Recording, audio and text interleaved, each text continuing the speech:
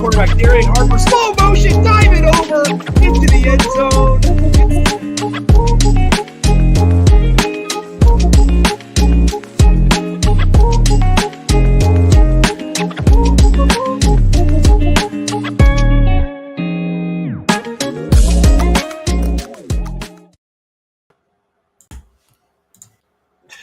What is up, everybody? Welcome to tonight's show of Pigskin Prophets. Good to have you with us. Nick Sisson here, Tyson McCallum over there. Oh, other way. What's up, Tyson? Hey, what's up, man? No Bumpus tonight, though, everybody. Just to clarify, I didn't update our video. We made that mistake. Not to get everybody excited if you're already with us. Yeah, no, Bumpus is definitely not going to be on the show tonight. But he can have a regular spot if he wants to be here. You know, he does want to come through again. So, yeah, rumor has it you bumped into Bump the other day at the Seahawks game. How was that? That was pretty cool. We were just like down in the WAMU theater area before the game because I haven't been to a game in a decade. And went down there and I was like, I'd been listening to the pregame show on the drive in, which, by the way, I-90 is the best way to get down there. I've always had to do I-5 and, in my days of living over there and stuff, but being able to take I-90 straight to the stadium is so nice. But yeah, anyways, he had a pause in his show for a commercial and I just happened to be standing right there and walked up and said, "Hey, nice to meet you in person." And he was a super nice guy. So that was pretty cool. You walked up and said, "Hey, I'm one of the Pigskin Prophets." I'm surprised he didn't walk up to you, honestly. There's one of the Pigskin Prophets. I remember him. Oh my gosh. Yeah, I know. I said, "Nice to meet you in person." And at first, it probably didn't register. I mean, he sees 50,000 faces walk through that building every weekend. So, but I think it set in afterwards. Well, he said afterwards he'd like to come back on at some point. Good. Yeah. Good. I mean, well, hey, it's an open door policy, bro. Like anybody who's come on the show up to this point, which, by the way, I gotta say, I think we've got a pretty star-studded, group so far this year. You got Samson, Coach Sampson of Rainier Beach, you got Keontae Cooper, Coach of Highline, some really good athletes, Aiden Watkins, college player, potentially over the next couple of years or so. Aiden Brown, definitely potential to play at the next level. Coach Hayjack of Washougal. Next week, we're hoping to have Coach Ronquillo of Yelm in front of their playoff run, defending their state championship in 3A. Hoping to see if we can get Coach Ronquillo on because, what a great story. Yelm continues to just be, one of those Cinderella stories, Tyson, like one of those programs that you could just make a movie about. I know we didn't have Yelm on the Pick'ems last week, but man, I tell you what, man, they just keep pounding away and improving week to week. I think I said this maybe 2 weeks ago, I want to say off the top of my head, but this has got to be like the most underrated state champion of all time, returning the next season. I think that Eastside Catholic and Bellevue and O'Day have accomplished over the last few seasons has kind of numbed us, to the possibility of a Yelm having staying power, especially when you look at that first game against Camas, which, by the way, Camas looked phenomenal again last week. So just wanted to get your thoughts piggybacking on that. Yeah, it is a pretty cool story. I look forward to getting to hear some of it firsthand. But, the thing about Yelm is last year, I don't know who we talked about more, them or Anacortes overall. It seemed like we were having dialogue about both of those teams probably every show. And this year, that's because of that Camas start, they kind of flew under the radar. But I've discovered more players there this year than we even knew about last year. And it's just amazing the depth that they have and overall size. They got multiple kids that are like 6'3", 230 that play linebacker, and that's rare. To have that a plethora of them. But as far as like a Cinderella story movie, it's kind of like our own little version of a Friday Night Lights story, because Yelm's out there in the middle of nowhere, and then they come to play these Seattle area teams for the state title, and Their jerseys even kind of look like Odessa Permian. Yeah, absolutely. I mean, you can find similarities in them and a lot of teams, as long as they win. Because only the teams that win really get talked about and movies made about them. So, yeah, I mean, it's hard to really pick a spot on where to start last week here, buddy. I think that the first thing that we should talk about is that you and I are in a dogfight right now for the regular season Pick'em champion. We got playoffs coming up next week. We actually have some crossovers already this week in certain classes and leagues, but last week 17-3 on my end, and you said you were 15-5, I believe, or something like that. Yeah, both Devin and I were 15-5, I believe. Yep, and then Matt at 14-6. He guaranteed a 15-win week last week. One shy. Yep, so close. Yeah, no, that's okay. By the way, Matt might be stopping in later on tonight to do some picks with us, depending on what time the live stream gets finished up between Kalama and Napavine soccer. I know that's why you're not all with us yet, is because of that huge league championship matchup in girls soccer between Kalama and Napavine. But if you have a chance to check into our show, please do so. Again, I'm Nick. That's Tyson. We are the Pigskin Prophets, and we're going to dive into last week's top 20 games that we picked. Just mentioning 17-3 last week for me. I took a 1-game lead after being in second place for pretty much the entire season thus far. On the local level, which, by the way, the Pigskin Prophets proudly sponsored by the Daily News here in Longview, Washington, Cowlitz County, and beyond. Look, Tyson, I turned in a perfect 15-0 week last week. Not this, I guess not the most recent week, but the week before. And I think that I talked to you about it privately, but 2 other prophets down here on the Daily News panel, Josh Kirschenbaum, editor of the Chronicle newspaper, and then Jordan Nalen, or Jody Nalen, as some would know him as, also turned in a perfect 15-0 record. Well, guess freaking what? Nalen decided that it wasn't cool just to do it one time. He needed to do it a second time, and he was trailing me by 3 games heading into this most recent pick week.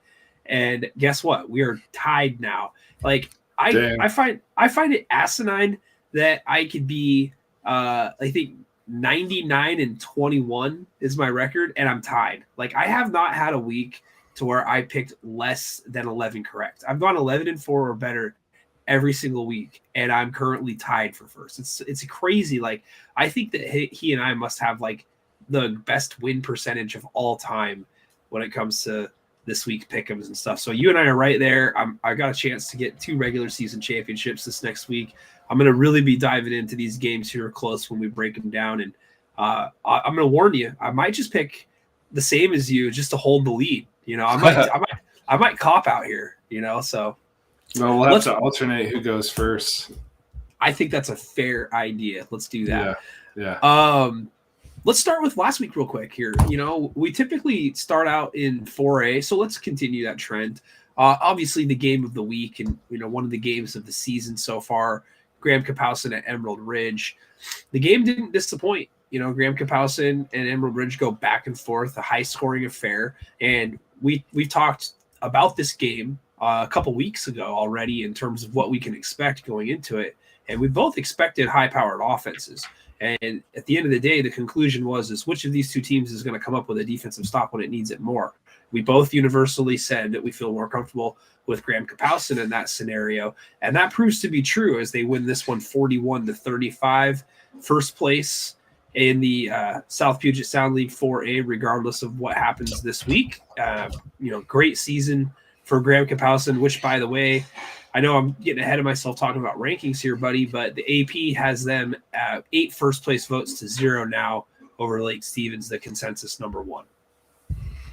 Yeah, I mean, they've run a gauntlet. That was a great game. Emerald Ridge started up 14-0. Matt was on the call. I watched pretty much all the entire thing except for maybe a minute around halftime. And it was really just Emerald Ridge looked much smoother at the beginning, but Graham Kapowsin started getting plays from Super Alice on the ground, and it started opening things up for them. And, who could get a stop? Basically, Graham Kapowsin got an interception in the fourth quarter, and that's what gave them a little bit of that advantage, and they hung on. And it showed two things, I think, mostly is Emerald Ridge can score with anybody, and Graham Kapowsin's defense might be their weakness against a really stiff opponent come state if they have one. Yeah, I mean, you look at a team that can play defense and run the football effectively. That's also a great defensive strategy while on offense. It's just being able to possess the football, move the chains methodically, chew up 5, 6, 7 minutes of clock per drive, and keep a high-powered offense cold and on the sidelines, especially this time of year when it is cold and getting windy and rainy out there on the sidelines. My biggest takeaway from this is that I think Graham Kapowsin is who we've thought that they are all year long, to steal a line from Mike Singletary. We knew with Durant and Woods paired up together with Super Alice that they were going to be an incredibly difficult team to stop on the edges and outside the hash marks. And they've done a phenomenal job this year in maintaining the expectations. And, big win here in a game on the road. We all liked Emerald Ridge before the season started as well. They're a team that I think that all of us, thought would be in that semifinal conversation, possibly beyond. I went as far as to say that they're going to win the state championship this year with a prolific passer in Skokel and, the running back transfer as well. So, I mean, I don't think that this really kills Emerald Ridge, in terms of confidence. I think if anything, it's going to prove to them that they can play with the best, even though that they lost a couple of games against Graham Kapowsin and against Curtis. So we'll see ultimately if, this is just kind of a bump in the road in their journey of potentially getting back into the playoffs. But Graham Kapowsin is exactly, who we thought they were. They've answered the bell a couple of times.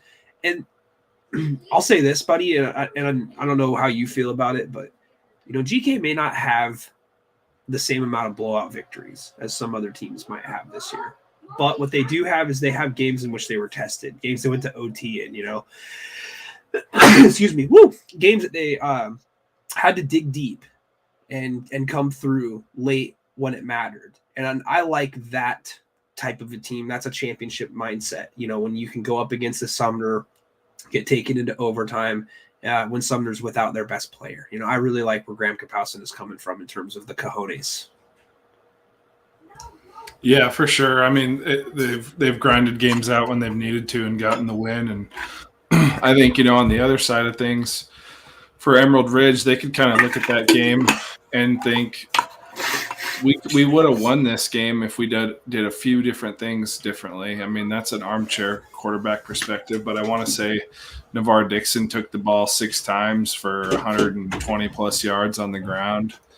And, they had a 14-0 lead to start the game. And I think sometimes they might think back and thought, man, if we slowed this game down just a little bit, more on the ground, and they were going for deep shots still, playing kind of desperation mode. Even Matt and his color analysts were talking about on the broadcast. It's like they were trying to take those big shots still while they had the lead. And I don't know. I think, it's something they can learn a lot from. And like you said, you can't look at it with keep your heads too low because that's the number 1 team in the state and you took them down to the wire. But vice versa. I mean, with GK to outlast one of the most prolific offenses that's going to be out there, it's a good building block for both teams. Well, we'll talk a little bit more about both teams here in just a little while down the road when we go over your top 10 rankings for this week. Let's stick in 4A real quick. Right below this game, another good game. Not a league matchup, but still a potential, like a playoff type preview, depending on where things shake out. Mount Si goes on the road to Chiawana and, takes a few-hour bus ride. And they really played the Riverhawks tough in this one, 14-12. I ultimately went Chiawana in this one, and they end up gutting out the victory. And again, when it comes to going back, after week 1 of the season, when Chiawana suffered their only loss of the year, we kind of suggested the idea that, hey, this is a team that can shake this one loss off and still finish the rest of the season without losing another game. And, as of right now, they would be in second place if the season finished today, and they're going to hope that Kamaikin ends up tripping up here in this last week. More than likely that won't be the case, and Chiawanna's going to end up being a 2 seed. But, when you look at potential matchups, I think that you might see a Chiawanna versus a Kinko of some kind. You may even see, like a Chiawanna Sumner, a Chiawanna Skyview, somewhere in that range there in the playoffs. And, I think that the defense has done a great job all season long for Chiawanna, and it continues to be, what they're going to hang their hat on. For Mount Si, probably a little bit disappointing of a result, considering that they couldn't generate more than their season average and only come up with 12 points on the road. But when you consider how tough Kinko is this season, man, I mean, you have to assume that Mount Si is going to be equally as tough to get out of the playoffs if they are fortunate enough to make a run. Yeah, I took Chiawanna too. You and I were the only ones who had those two, or two out of the four of us. But I kind of figured, Chiawanna's secondary seems to be their biggest asset with all the touchdowns they've scored, and they're gritty and pesky. And then Mount Si had a sophomore quarterback that's highly heralded, but that's probably one of the better secondaries that they'll have to face. And yeah, come playoff time, they get matched up with, one of those teams that likes to throw the ball. It could be even like a Bothell, I suppose. That's their defense is going to take them pretty far. And then their quarterback isn't so bad either. I mean, he can make all the throws. He certainly isn't the talk of their team from an identity standpoint. It's typically always the defense and secondary, but he's plenty capable to do some damage. They're a dangerous squad. Yeah, ultimately, I think that the MCC is going to be hard to figure out when it comes playoff time, especially for seeding. If you look at that matchup with Kamaikin that Chiawanna had overtime, and Chiawanna was leading in that game, and Kamaikin had to score late to tie it, and then they ended up winning it in OT. But then Kamaikin has a 1-point home loss in a super weird Thursday night game against Moses Lake. And Moses Lake has a great resume. The RPI loves Moses Lake. Tyson loves Moses Lake, has loved Moses Lake all year long. It's going to be super interesting to me, buddy, where they end up putting Chiawanna. Personally, I think that they're going to end up somewhere in that 6 to 7 range, when it comes time to make the bracket. I think the biggest challenge, honestly, is, how do you value Kamaikin in that situation? Do you value them as a higher seed? And I think the answer is yes, but at the same time, I have a hard time thinking that Chiawanna is going to be completely dismissed. I know head-to-head means a lot in terms of where things shake out most times, but I actually like Chiawanna this year, and I think that this win over Mount Si really might help them get over the hump. But Kamaikin's loss, to Moses Lake, not bad. But correct me if I'm wrong, but Kamaikin has actually lost 2 games so far, correct? Yeah, their other one was to Kennewick. As far as remembering what the score was of that one, let's see. It was 20-14, just like they beat Chiawanna, essentially. But Kennewick was 4th ranked at the time. That was before Chiawanna beat Kennewick. Yeah, well, I mean, it's, to me, hard to decide between those two teams. Would you rather have a league champion that won a head-to-head matchup with 2 losses, or would you rather value a team that has won 8 straight since dropping the opener in overtime? I think that you got an interesting conundrum there come playoff time. Yeah, for sure. I mean, they're definitely going to probably give it to the league champion, but just due to the fact that they did beat them. But if I was in the room, it's like, well, it was week 1, and to look at what they've done since, Chiawanna beat Kennewick 19-9. If you're playing a round robin there, they look like the toughest team since that opening day loss. Yeah, and both of them have wins over Richland, so the next best team in line in the league. And I don't think Richland's a team that anybody wants to mess with come playoff times, man. If you're a 4 seed, or a 3 seed, and you're looking down and you're playing a 14 or a 13 Richland, no thanks. I'm not interested in that matchup. Not the way they can pick up yards through the air. I was extremely impressed with Josh Woodard in that game. All I'd ever seen was his stat lines and thought, it's maybe the system. But no, he was letting the ball fly and made a couple mistakes pressing later in the game. But, he was lights out for the other 85% of the game for that matter. Yeah, we'll come back to Mr. Woodard here in just a little while. I don't have anything more to add on Chihuahua or the MCC at this point here. I think we'll just move on a little bit. One of the L's that I took last week, right in the face, man. Oh, my God. Sumner at Bethel. Bethel had been playing really good lately. A home game against Sumner, a team that, hasn't been at full strength for the majority of the season. But, man, the Spartans end up going to Bethel and winning this one 42-14. Great sign. If you're Sumner in this scenario, they do have a couple losses in league, but they're to Graham Kapowsin, Curtis, and Emerald Ridge. There's a lot of teams that would lose to those 3 teams. So another team, right? Crossover. You can easily see a matchup between, say, Sumner and, whoever finishes second in that Greater St. Helens League, maybe even the team who finishes first. You could see a Sumner Camas in week 1, depending on how the matchups end up shaking out.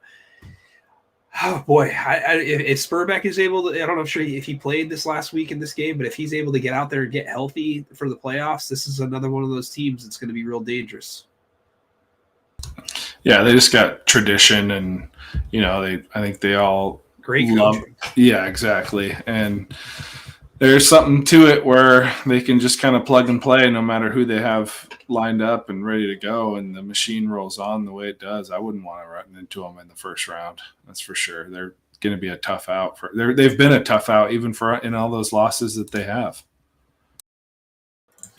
Yeah, 100%. I mean, this late in the season, going on the road and playing a team that has just as much to play for in terms of playoff positioning and seeding. If Bethel wins that game, they have the head-to-head tiebreaker with them. I think the top 6 in that league are eligible for the D1, 2, 3, and 4 crossover games. So, I mean, every spot that you can get in the SPSL 4A is huge to get. So, tip of the cap to Sumner. I took the L big time on that one. Even though I didn't take many. Battleground and Skyview last week. Skyview comes into this one angry, having lost to Camas again for the 13th straight time. Still no wins over Camas. But Battleground was undefeated going into this game, and we collectively were wondering how good Battleground really is. And I'm not saying that Battleground isn't good, right? I think that that's a stretch. I think that they are still a good team.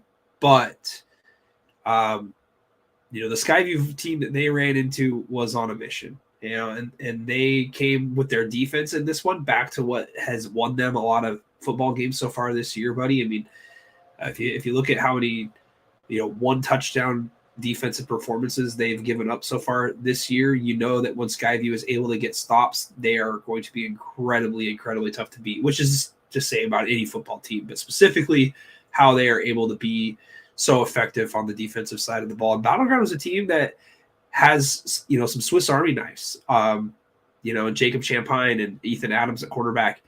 They have some weapons, and they were neutralized fully 49-10. Skyview needed this win after dropping that game against Camas. Impressions on the Storm after that one, and impressions on Battleground. Yeah, I said last week, I think, Battlegrounds had a good season, but they were due to be kind of unmasked. And what I meant by that was at this point in the season, if you're 7-0, there's one of 2 things. You haven't played anybody or you're that good.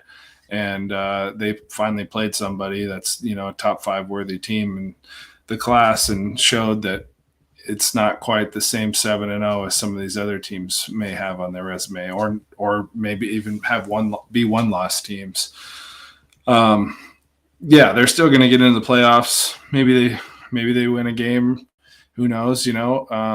But Skyview, I think, responded the way they needed to. That's for sure. Yeah, I mean, they've they've got to get back on the horse, so to speak. Skyview's got a super winnable game coming up here against Union this week. I mean, you can't pencil it in, but Camas can at least guarantee themselves a share of the championship. This is a huge opportunity, though, for Battleground coming up this week. Battleground and Camas is going to be an interesting matchup, because if Battleground can somehow win this one, then you're going to have a three-way tie at 2-1 for the Greater St. Helens League Championship. So it'll be real interesting to see how that goes. Let's move on a little bit here, buddy. 3A. Lincoln of Tacoma's had a tough season. They've played a lot of tough teams as well, and they've had injury to a quarterback in a game that was called off early against Camas. Some ebb and flows, some up and downs. And last week I took them over Lakes on the road, and they ended up getting the win 28-20. And now Lincoln has set themselves up to finish second in the Pierce County League. So, good bounce back this year for Lincoln. O'Day and Garfield, another 3A game.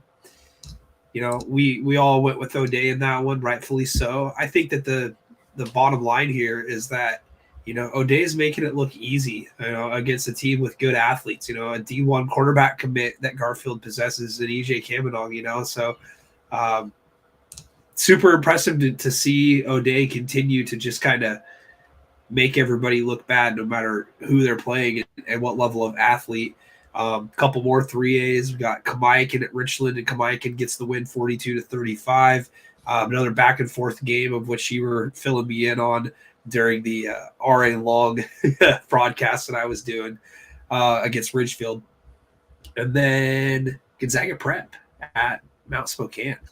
Gonzaga Prep ends up getting the win 21-10 in a 4A, 3A matchup there. And, honestly, I'm just going to stop at that game right there. I don't really know what that game really tells us, to be honest with you. I know that I was talking on Twitter about how Gonzaga Prep should be ranked, and I do stand by that. I do think that they should be ranked in the top 10. But I'm not sure how much an 11-point win over a 3A Mount Spokane really tells us on how good they really are. When they look at the loss that they had to Jesuit in Colorado, that's a team that's like 5-3, I think, over in Colorado play right now. So super tough to gauge what that means for Gonzaga Prep, but they've maintained the course. They haven't lost a game in the state of Washington. Yeah, that was Kennedy Catholic that lost to that team. Gonzaga Prep lost to Inglewood. That's right. Yeah. My mistake.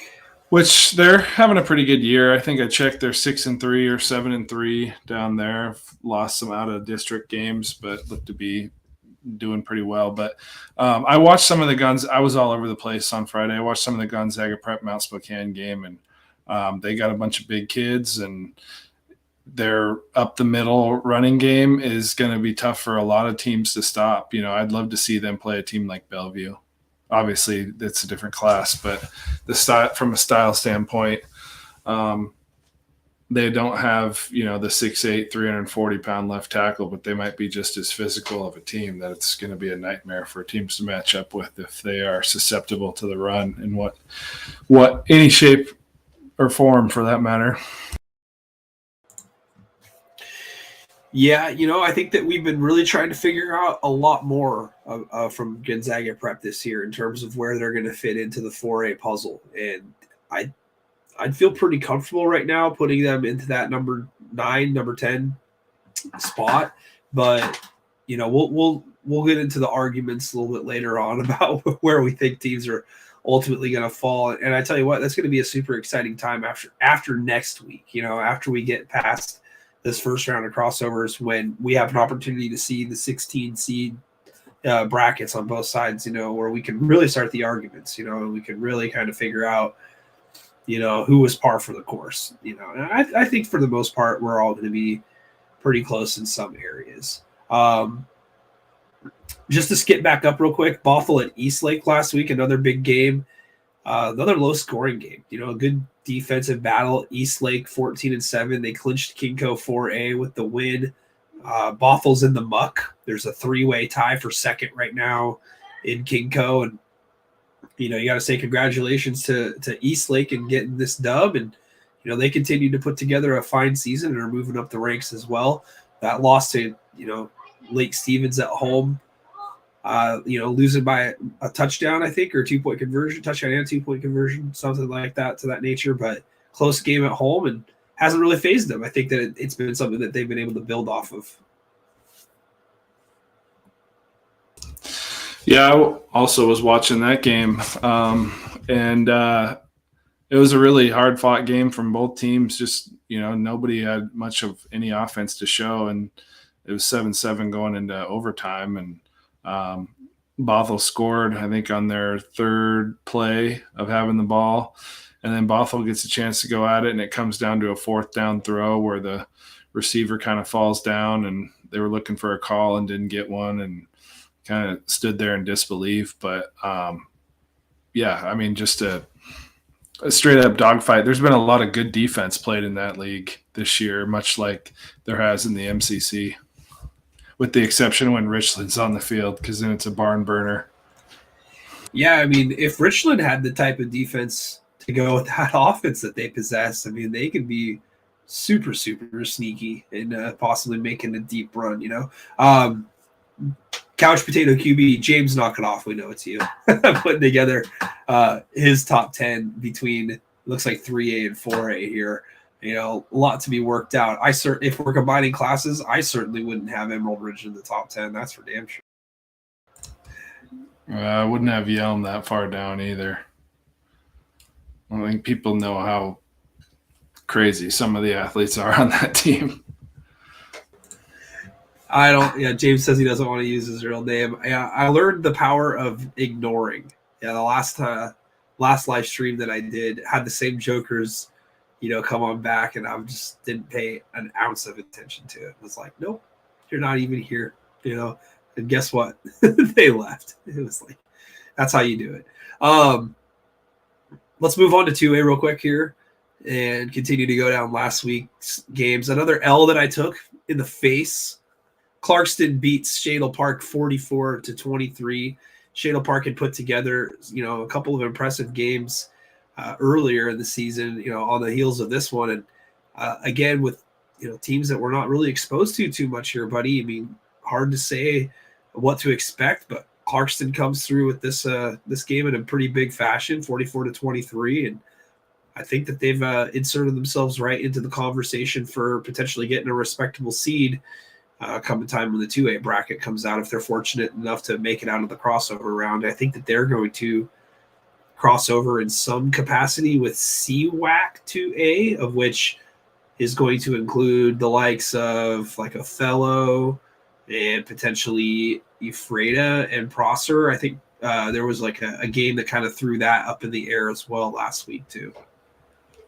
Yeah, that'll be interesting. I think both leagues are a little more widespread as to who the best team is, and either one, it's hard to figure that part out. And be interesting to see those leagues match up, as I don't think that teams from either one of those two areas have played one another so far this year in any capacity. Yeah, no, I would agree with that statement. I don't think that we have seen anything like that. It's so hard when you got that Spokane league over there because it's a 4A, 3A, 2A hybrid league, where anything can happen. You could see all kinds of mix and matches. And Shadle Park will occasionally even drop down and play, some non-league 1A teams. So you're going to have like a hodgepodge of teams matching up with each other over there on the east side there to get their games in. Ultimately, I think it's just hard to tell what it's going to mean when it comes to stacking up with teams on this side of the mountain. One example that I'm going to just kind of work off of is, last year, Anacortes ends up getting the 6 seed and they take on an 11 seed in West Valley Spokane that, had a pretty good year last season. And Grady Walker, obviously a great wide receiver. And, Anacortes, for the most part, was able to take care of business and handle them in that matchup. And when seeding comes out, I wouldn't be excited if I was a Spokane team, getting into the bracket, because you're probably going to be in that 11 to 12 range or something like that, Yeah, I would say it's pretty likely that that's about the same spot they end up this year, considering there is no real clear favorite coming out of that league. Even West Valley, I think, won that one seed in a Kansas City tiebreaker type situation last season. Yeah, last year you had a couple of teams end up getting into the round of 16. We talked about it earlier today. Black Hills, at least I mentioned it. Black Hills goes from being a round of 16 team taking on Linden last year as a 16 seed to not being able to field a team against their rivals in Tumwater this week. So, I mean, talk about a swing of 360 days. But yeah, it's going to be interesting to see how the 2A bracket plays out, just simply because there's a team getting hot right now in the EVCO in WF West. And, depending on how those crossover games go with the Greater St. Helens League, they haven't had like that resume type season, WF West, to where they look good on paper. Like they had close losses to really good teams. In fact, they had absolute blowout losses to, Linden and to Tumwater, and then lost a head-to-head to Ridgefield. But if you get hot at the right time and you're 6-3, and then you end up getting the 2 seed in EVCO, and you take on like a 3-seeded Hudson's Bay or a 3-seeded Washougal, you can find yourself in a 14 or a 15, and somebody moves up, because you knocked out somebody in that 7 to 8, 9 range, in Ridgefield, Woodland, Washougal, even Hudson's Bay. I think up to this point, we would all say that those teams have had a better campaign, but, WF West like snatched away that 2 seed from Aberdeen last week. And, we talked with Aiden Watkins earlier, and he talked about how Aberdeen was able to play the home field so well.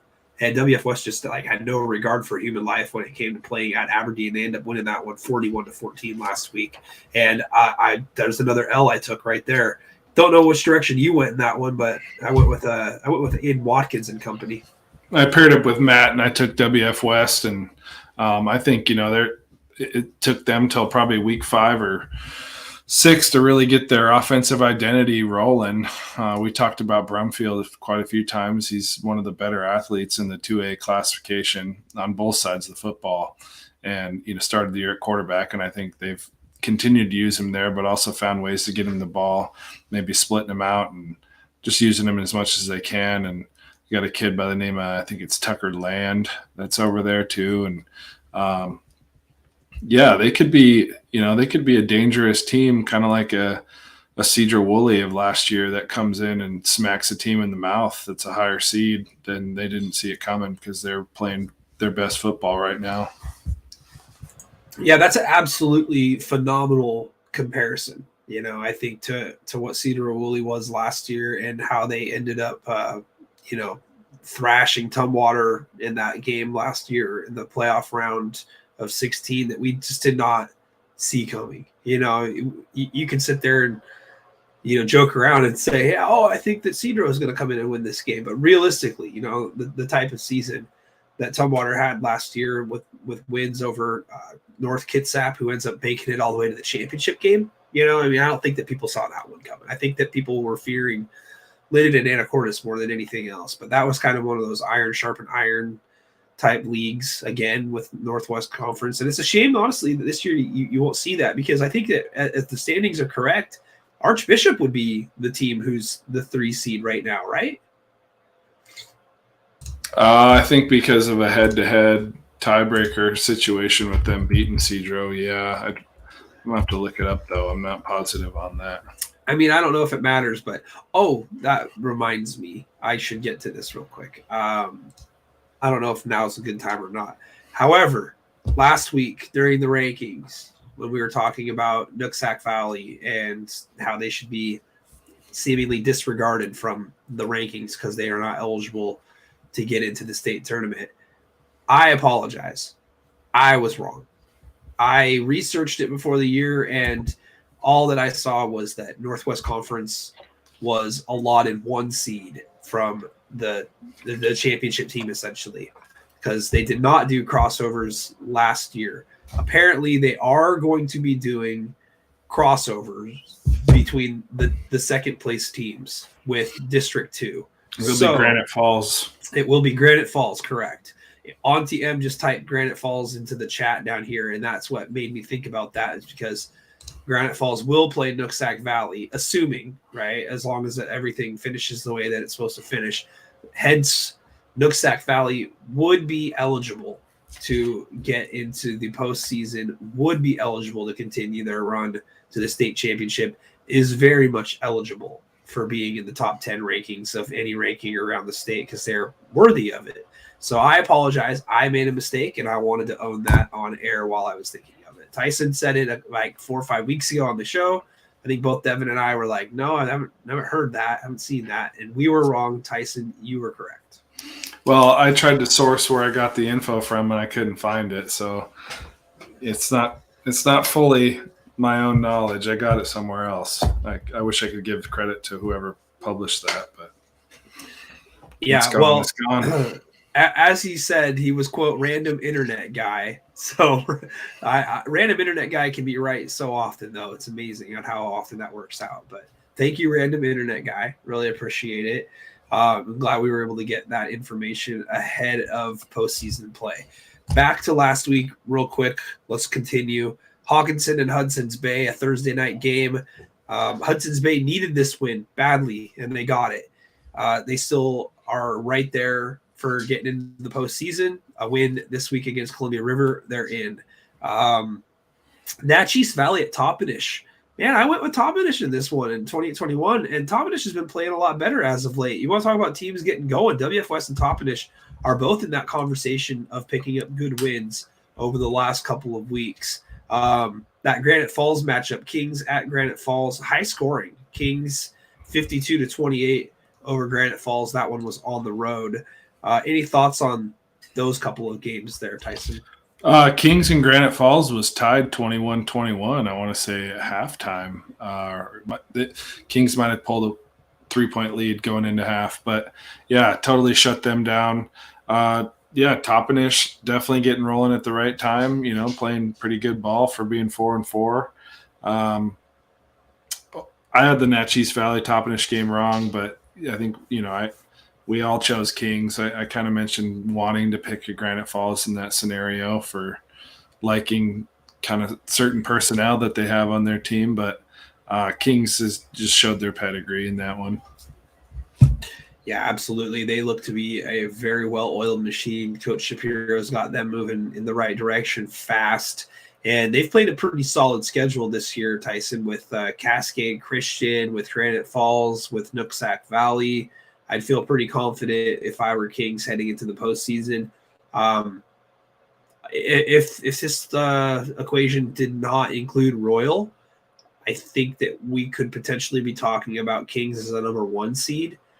Ultimately, I feel like Royal going on the road and winning against Linden Christian, and with Toppenish playing well down the stretch, I think it makes Royal's resume a little bit stronger. Plus the fact that they're defending state champions. So, yeah, Royal's going to get the nod just based off of program history alone. I mean, not to take anything away from their performances, but like we've said time and time again, it's kind of like Royals at number 0, and then you start counting from there. Speaking of teams at number 0, well, technically they're number 2 in 2B. Napavine at Raymond South Bend. Look, I mean, we put these games on the decision and the pick'ems because they're good games, like on paper, in terms of where these teams are ranked at and the league ramifications that they have. But Napavine still angry after that loss to Linden Christian, win again big 56-12 at Raymond South Bend, and then sticking in the same league in the division. Forks gets a huge win, 21-18 over PL Willapa Valley. And then, heading down south, Kalama and Toledo last week. Kalama was tested in this one and still a couple guys down on defense. But Aiden Brown and company end up getting the win 36-29 over the Riverhawks. If you're looking at that little District 4 2B, the 3 division, setup that they've got there, it's 1 versus 4 crossovers, and then 4 versus 1 crossover, and I think a separate one. I'm pretty sure that you got the first place for the lower division is taking on like the fourth place team. I think it's going to be Kalama. I could be wrong there, but yeah, I'll have to go back and check it out. Anyway, there's a lot of teams represented in the top 10, both AP and in your rankings there. But Napavine just continues to, be on a tear. I don't know if I don't think I'm going to be willing to pick against them again this season.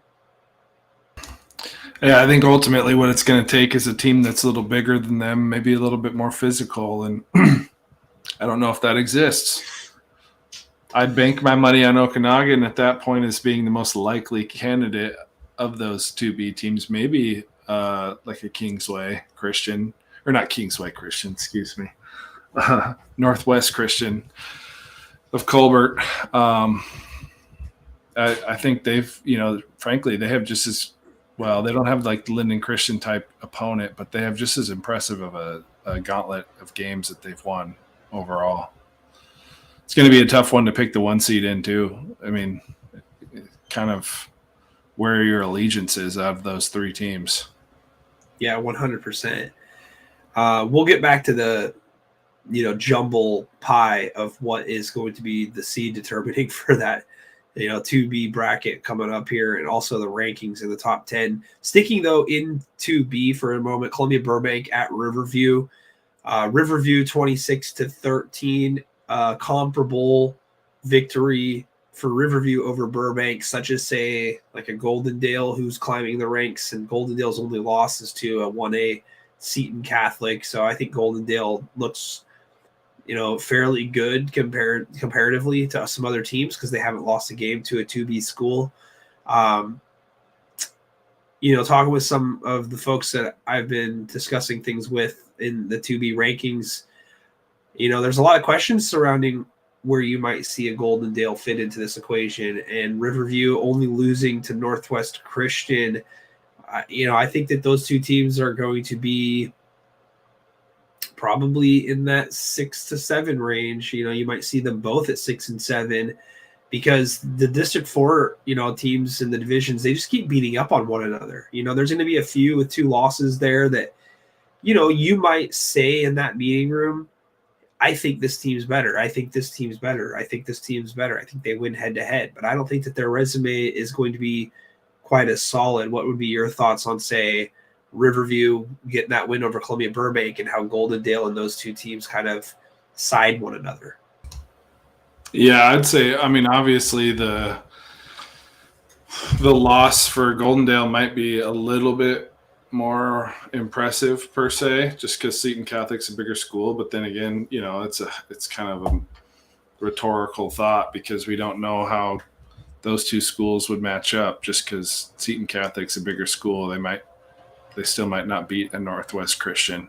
But looking at the rest of their schedules, I'd say it's pretty comparable. They have a few mutual opponents. And generally the outcomes are kind of right in the same ballpark. So it's really ultimately, I think, a coin toss when it comes down to seeding time, looking at those 2 different teams. But I give the edge to Riverview in my standings ultimately, just because I know they have one of the classification's probably best passers at quarterback. So, but yeah, very similar resumes for the most part.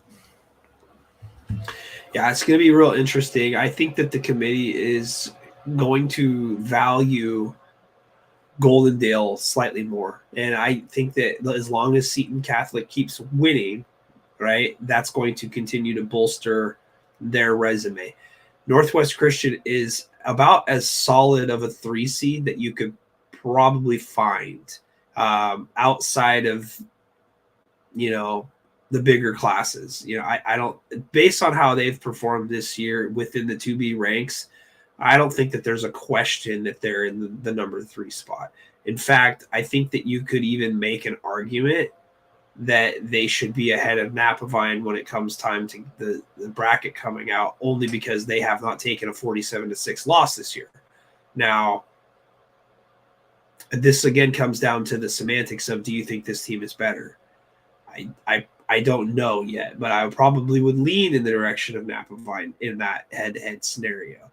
And that, again, comes down to the committee. What do you value more? So it's going to be interesting to say. But I do think that Northwest Christian as a solid number 3 also helps Riverview.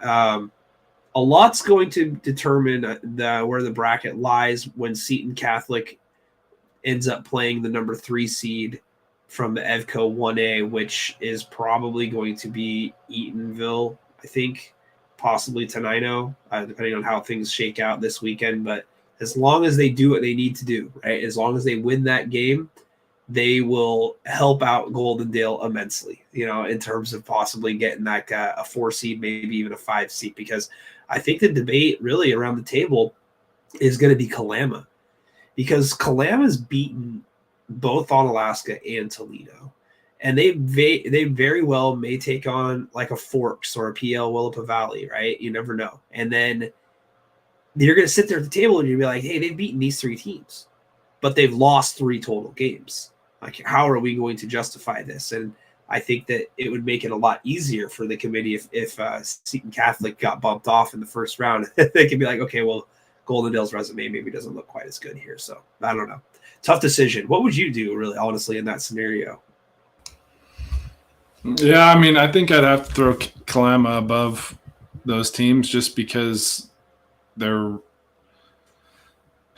you kind of have to draw it into black and white scenarios completely, where the one side is what was their non-classification, non-league games that they scheduled, how good are those opponents, what were the results of those games, and then how have they handled their interclassification opponents. And they check all the boxes with the interclassification stuff, with the exception of Napavine.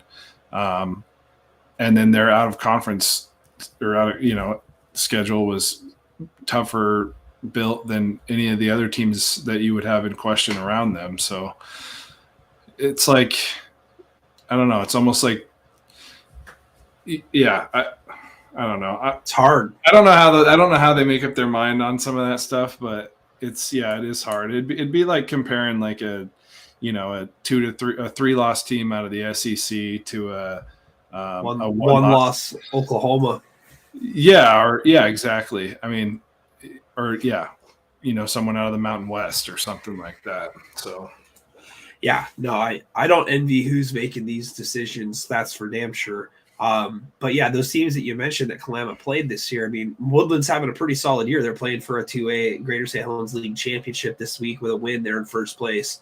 They're getting a lot of respect in the RPI rankings. They're getting respect on computer rankings, which is technically RPI rankings, but speaking of Evans rankings, more so, and then La Center, a team that you absolutely hate. So, I mean, that continues to win undefeated. The longer that those 2 teams win, it bolsters Kalama's, resume a lot more. I will say this, though. I will say, Tyson, that I would have a hard time if I'm a committee member, if I'm going to put Napavine at number 2. I mean, am I really going to sit around the table am I really going to say that our 4th best team in our bracket let Napavine put 70 up on them? I know they're down starters, right? I know how that looked, right? And I know they weren't full strength, but still, right? In terms of the people in the room making the decisions, are you really going to want to do that? Or would you rather give a chance to a team that's maybe not lost to a 2B school at all? It's hard to say. We could talk about it a little bit more, but I just kind of wanted the preference, some 2B football talk here, because we really don't dive too much into the lower classes. But this is like one of the more intriguing races to me. I'm a big fan of races and to see where you can jockey all the horses in position. I don't doubt that Okanagan, Napavine, and Northwest Christian are kind of the upper echelon. After that, though, I think that you got a real interesting, 4 through 9. I think you really do have a lot of potential for any one of those 4, 5 teams in that range to get to that semifinal round. And remember, the 2B bracket, the top 4 seeds, they get buys. So, I mean, getting a top 4 seed is super important. I mean, if a team like Kalama gets that chance to get healthy and get the best version of themselves heading into the postseason, they'd be looking at hosting a number 5 seed instead of traveling, going maybe east of the mountains. So huge implications for 2B. Just to round out last week's games that we picked, I think we all got correct on. Actually, Devin did not get this one correct. He picked Manson over Okanagan. Yeah, Okanagan wins that one 49-0. Kashmir at Chelan, buddy. Kashmir just continues to absolutely dominate, and Chelan is not a bad team. They just looked like a really bad team against Kashmir, 58-7. I mean, if there's a team that nobody's really like thinking can make that run towards a state championship, I honestly do think Kashmir is that team. Oh, for sure. I mean, them and Lakeside both. I mentioned it a few weeks ago. And it's relevant. Wow, if I could spit it out. What we were talking about earlier with Kings and Royal at 1 and 2. We don't know for sure that Royal's even the best team east of the mountains, because Lakeside's been rolling now offensively for 3 weeks, when at the beginning of their season, their defense won all their games for them. So they're showing that they're a pretty dang complete team, and they're even good at special teams. Touch on that in a little while. But, yeah, I mean, Kashmir's, they're big, they're physical, they've got a diversified attack, and so they're dangerous. I've loved them and Nooksack the most on tape since the beginning of the season, just seeing the way that both teams play so physical, and they just pound teams into the ground, and they've done it multiple weeks in a row. The only close game they've played is OMAC. Yeah, I like how you say they diversify. One of my favorite lines from a Dave Chappelle sketch is they diversify their bonds. So at Wu-Tang Financial. Yeah. Are you too young? No, I remember for that one. Okay. I remember lots of different Chappelle Show skits for sure. Yeah. It was before its time, or well, I guess it came at the perfect time. Really, it wouldn't last in today's day and age. Yeah. Well, hey, you want to talk about before your time? Jeez, I thought Sam Kinison was an amazing comedian, and he was way ahead of his time in terms of the level of offensive comedy that he brought on to everybody. But Auntie M's got a great comment here. It's a pivotal week for most teams. Can smell the playoffs and start the brackets. Tyson, are you going to fire up the office pool again? Oh, I should for sure. Especially now that a little bit more of a following this year. Maybe we'll have some more entries, and I've got to do it because we talked about the fantasy football thing, and now it seems like everybody and their brother has one going around the state, and so hopefully they'll join our pool and we can decide which Prophets are the best of them all. No doubt. Yeah. I need to redeem myself against Marcus George. Yeah, I got second in 1A last year, and I'm like, geez. And let's find him and bring him on as a co-host for the playoffs. Yeah, I mean, he's a real prophet. I'll tell you what. Yeah.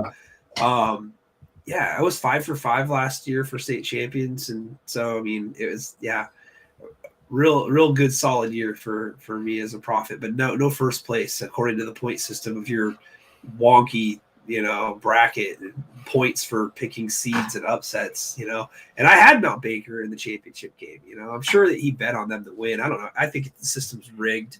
I don't think that look, the system is rigged, folks. You got to be rewarded for picking the underdog. That when I used to do March Madness pools, that's how it worked. Was you got a point for the correct pick and then points for whatever seed it was, and that was the year that I rode Davidson. I rode him all the way to the Final Four, and they made it to the Elite Eight. And I think, I gave me that love for the underdog.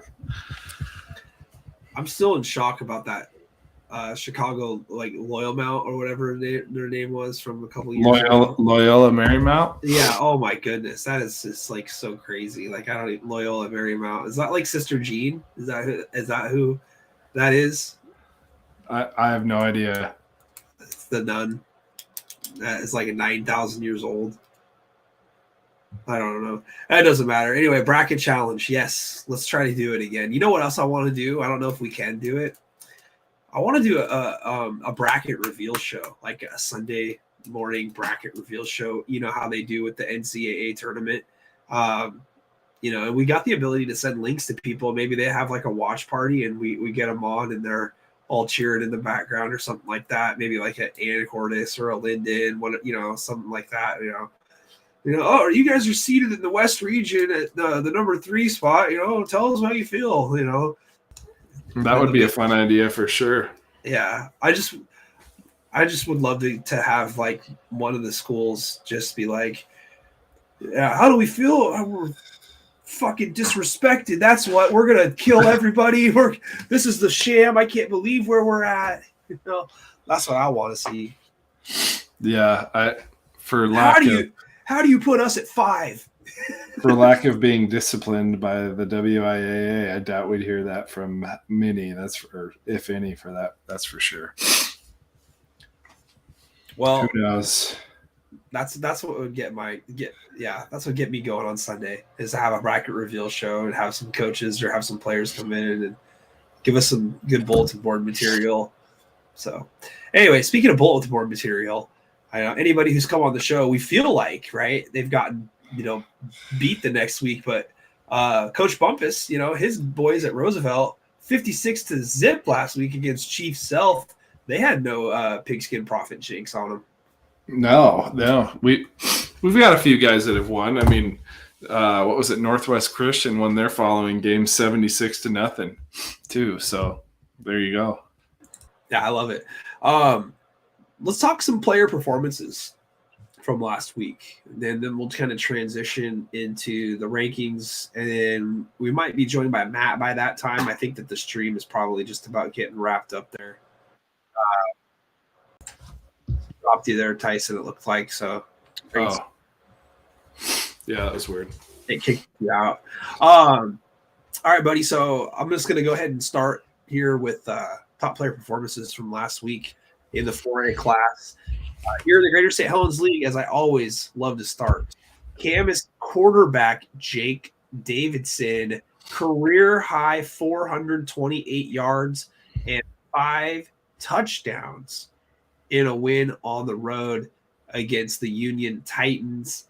And we talked about him earlier in that Richland game against Kamaikan this last week, but Joshua Woodard, he's thrown for over 300 yards in 5 different games this season, and this one 384 yards in the air and 5 touchdowns, albeit in a losing effort to Kamaikan. And then also sticking in for another big game performance for Graham Kapowski and Jabez Woods, 10 catches, 171 yards, 2 touchdowns, and then he had the game-winning touchdown from 34 yards out. He has posted 5 straight games with at least 100 yards receiving, Tyson. Yeah, he's quite the playmaker. Their page posted a picture of when they beat that Georgia team. I didn't realize Travis Hunter was on that team, Colorado's standout, and it was when Jabez was a freshman, and it shows him, trotting into the end zone, looking back at Hunter, kind of a little like beat you. So quite a competitor there. I've got some from both of those games that you just touched on. Let's jump right across to the guy giving him the ball, Davion Superales, 19 of 24 for 256 and 4 touchdowns, and then had 20 carries for 138 yards and 2 touchdowns. So turning into quite the Rocco Koch-like performance himself. And then in the Richland and Kamaikan game, honestly, I say this and don't take it lightly. I've watched a lot of different players and a lot of different classes, and from a two-way perspective, Camden Schmidt of Kamaikan is as good as anybody in that realm. And, I don't feel in the slightest wrong saying that he's as good of a two-way player as like a Braden Platt and how he impacts the field for them. He's been playing running back last few weeks, 28 carries for 275 yards and 2 touchdowns with 1 catch for 31 yards, and also had 7 tackles on defense, and all of his tackles are extremely physical. Definitely my favorite player I've seen live, and gotten to watch games of stream on the streaming services. Another one that team we haven't talked about much, Kennedy Catholic's Landon K-High, 4 tackles, 1 pass breakup, 1 interception, and a 47-yard touchdown run on a reverse in their big win last week. Yeah, we actually haven't mentioned Kennedy Catholic hardly at all this year, and yeah, they're the team that went up against the Colorado Jesuit, correct? That's yeah. So I mean, uh, team that played in the championship last year doesn't appear to be too far off the pace this season. I think that their league is not doing them a ton of favors in terms of who they match up against each week. But yeah, good to hear something from Kennedy Catholic. We'll definitely be hearing more from them, I have a feeling, in the weeks upcoming. Moving down to the 3A ranks, I got just a couple here for O'Day. Jason Brown Jr., we've talked about him a lot. Love to have him on the show, by the way, if we could still get Jason to come on. But he had 231 yards rushing and 4 touchdowns on the ground, another Al Bundy performance. And then let's see here. James Thompson of Mountain View down here in Vancouver. He had a couple touchdowns, a 25-yard touchdown pass and an 80-yard kickoff return in a win against Heritage. I do want to go right back up real quick to 4A for just a second. I had one more here on my board, but Riley Artis of Skyview, he had 4 catches, 93 yards, and 3 touchdowns. So a 75% touchdown rate on receptions. So those are a couple more names on top performances. Yeah, if we're jumping back to 4A, I've got 3 from one team and then another Richland guy to add. Let's run through the Moses Lake gauntlet real quick. Quarterback Brady J, 27 of 32 for 406 and 7 touchdowns. Whoa! Did you say 7 touchdowns? Yeah, that gives him number 43 this season. I think he's leading the state by about 12. And he's doing it while completing 73% of his passes. And his favorite target, Kyson Thomas, another one of the best two-way players I've seen.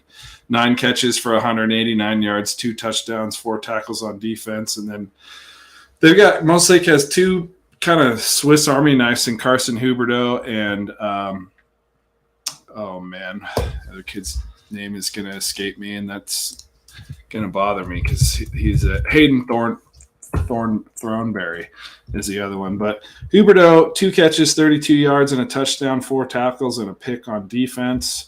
So it just contributes every game on both sides of the ball. Run through 3 more. Gunnar Peterson, a kid that we've talked about a lot for Eastmont. He's going to get to play Moses Lake this week. 23 carries for 175 yards and a touchdown, and pretty much has done that every week. And then we mentioned Josh Woodard, but the kid he was throwing to in that game, Colson Mackey, 8 catches for 156 yards and 2 touchdowns. And then I've got 2 kickers to talk about tonight, and we haven't talked about a kicker all year. Puyallup kicker Luke Facconi. It's Faccone, so sounds Italian for sure. He was 4 for 4 on his point afters, 2 for 2 for, field goals with a long of 50, and had 2 out of 5 touchbacks. So, yeah, quite the performance from Mr. Facconi. That's it for my 4A. But do you have some more 3A? Because I could just wrap through it. Yeah, I do not actually. I just had a couple for 3A.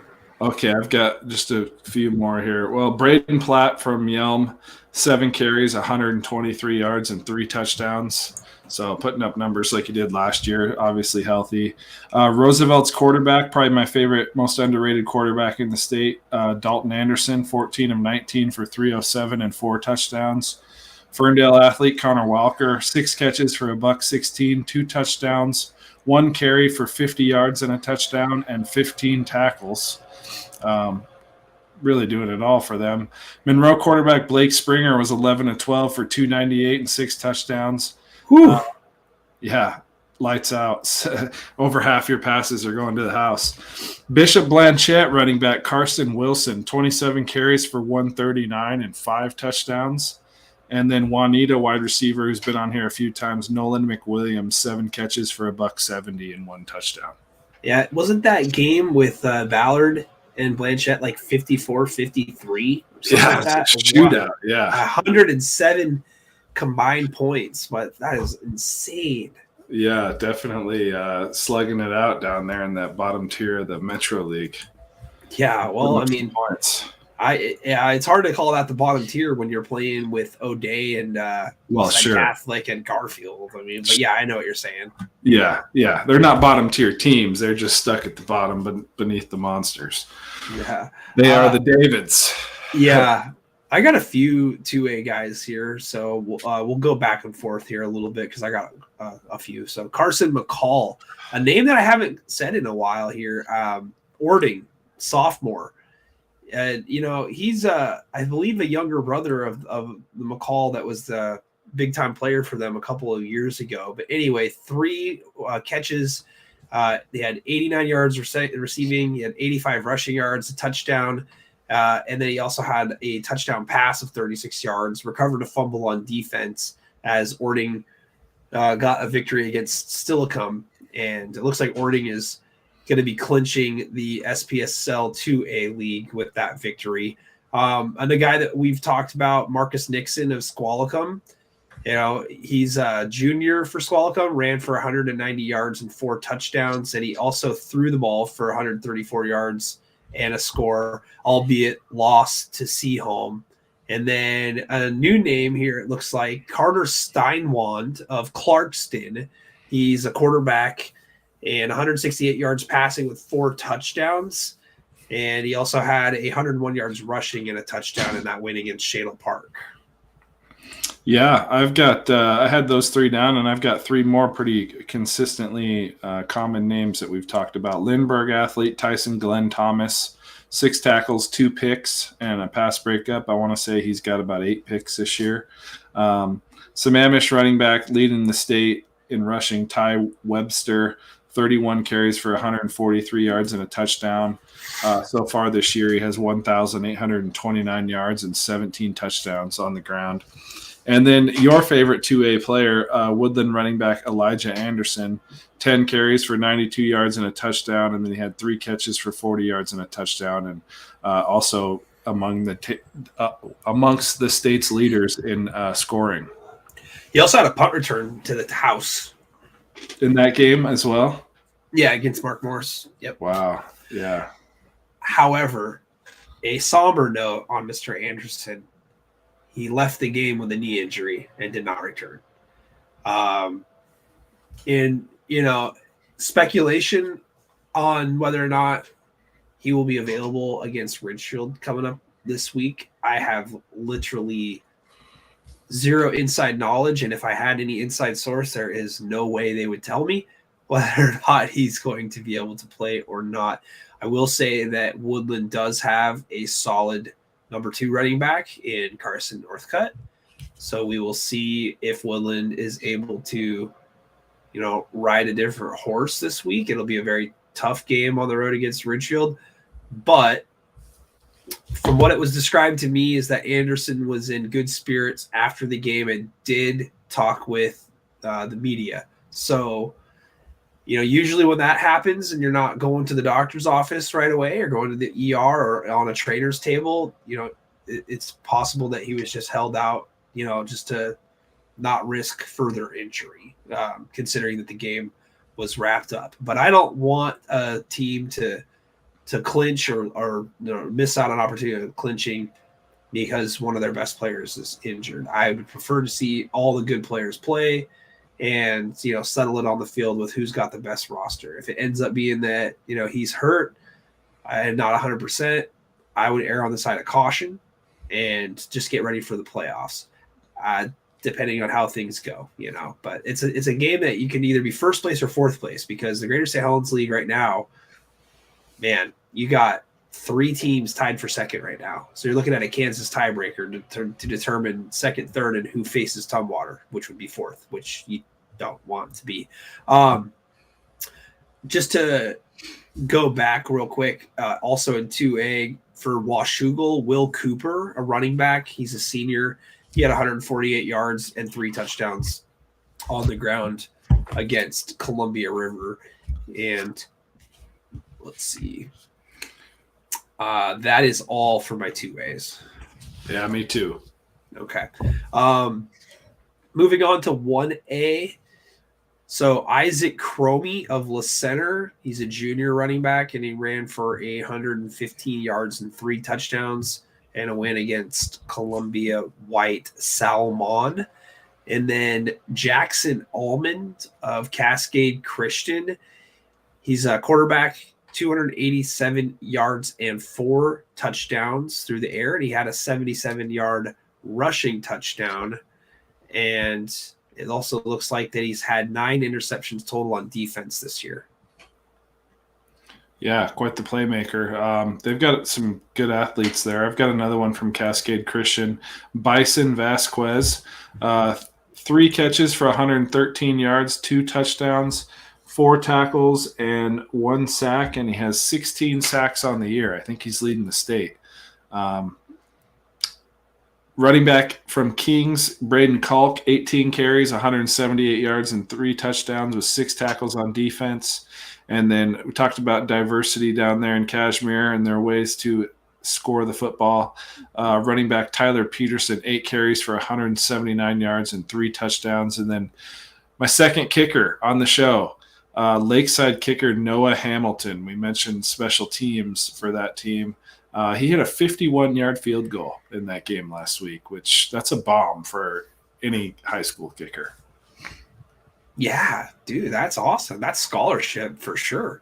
Yeah, and his brother is I think they might – I'm not sure. I think they're twins, but his brother – oh, man. Now I can't remember his brother's first name. Neil, maybe? Neil Hamilton? Something like that. I'll have to look it up and clarify. He's a long snapper, and they both go to all these camps together and are ranked. And I think both transferred over from Reardon this year to Lakeside. So it's added another element to a Lakeside team to make them really well-rounded. Or it's Noah. And, now I have to look this up. Kick him in the Reardon, huh? Yeah, they said we got to go play with Mr. Mickelson. It's right. Noah and Liam. Liam Hamilton is the long snapper. But Noah's a 5-star kicker punter from Chris Saylor, and Liam's a 4.5-star ranked by one of these long snapping classes or clinics, I suppose, and also an absolute nightmare of a shredded god on the banjo. Liam, you were way off. Hey, it had 4 letters. That's about all you can say.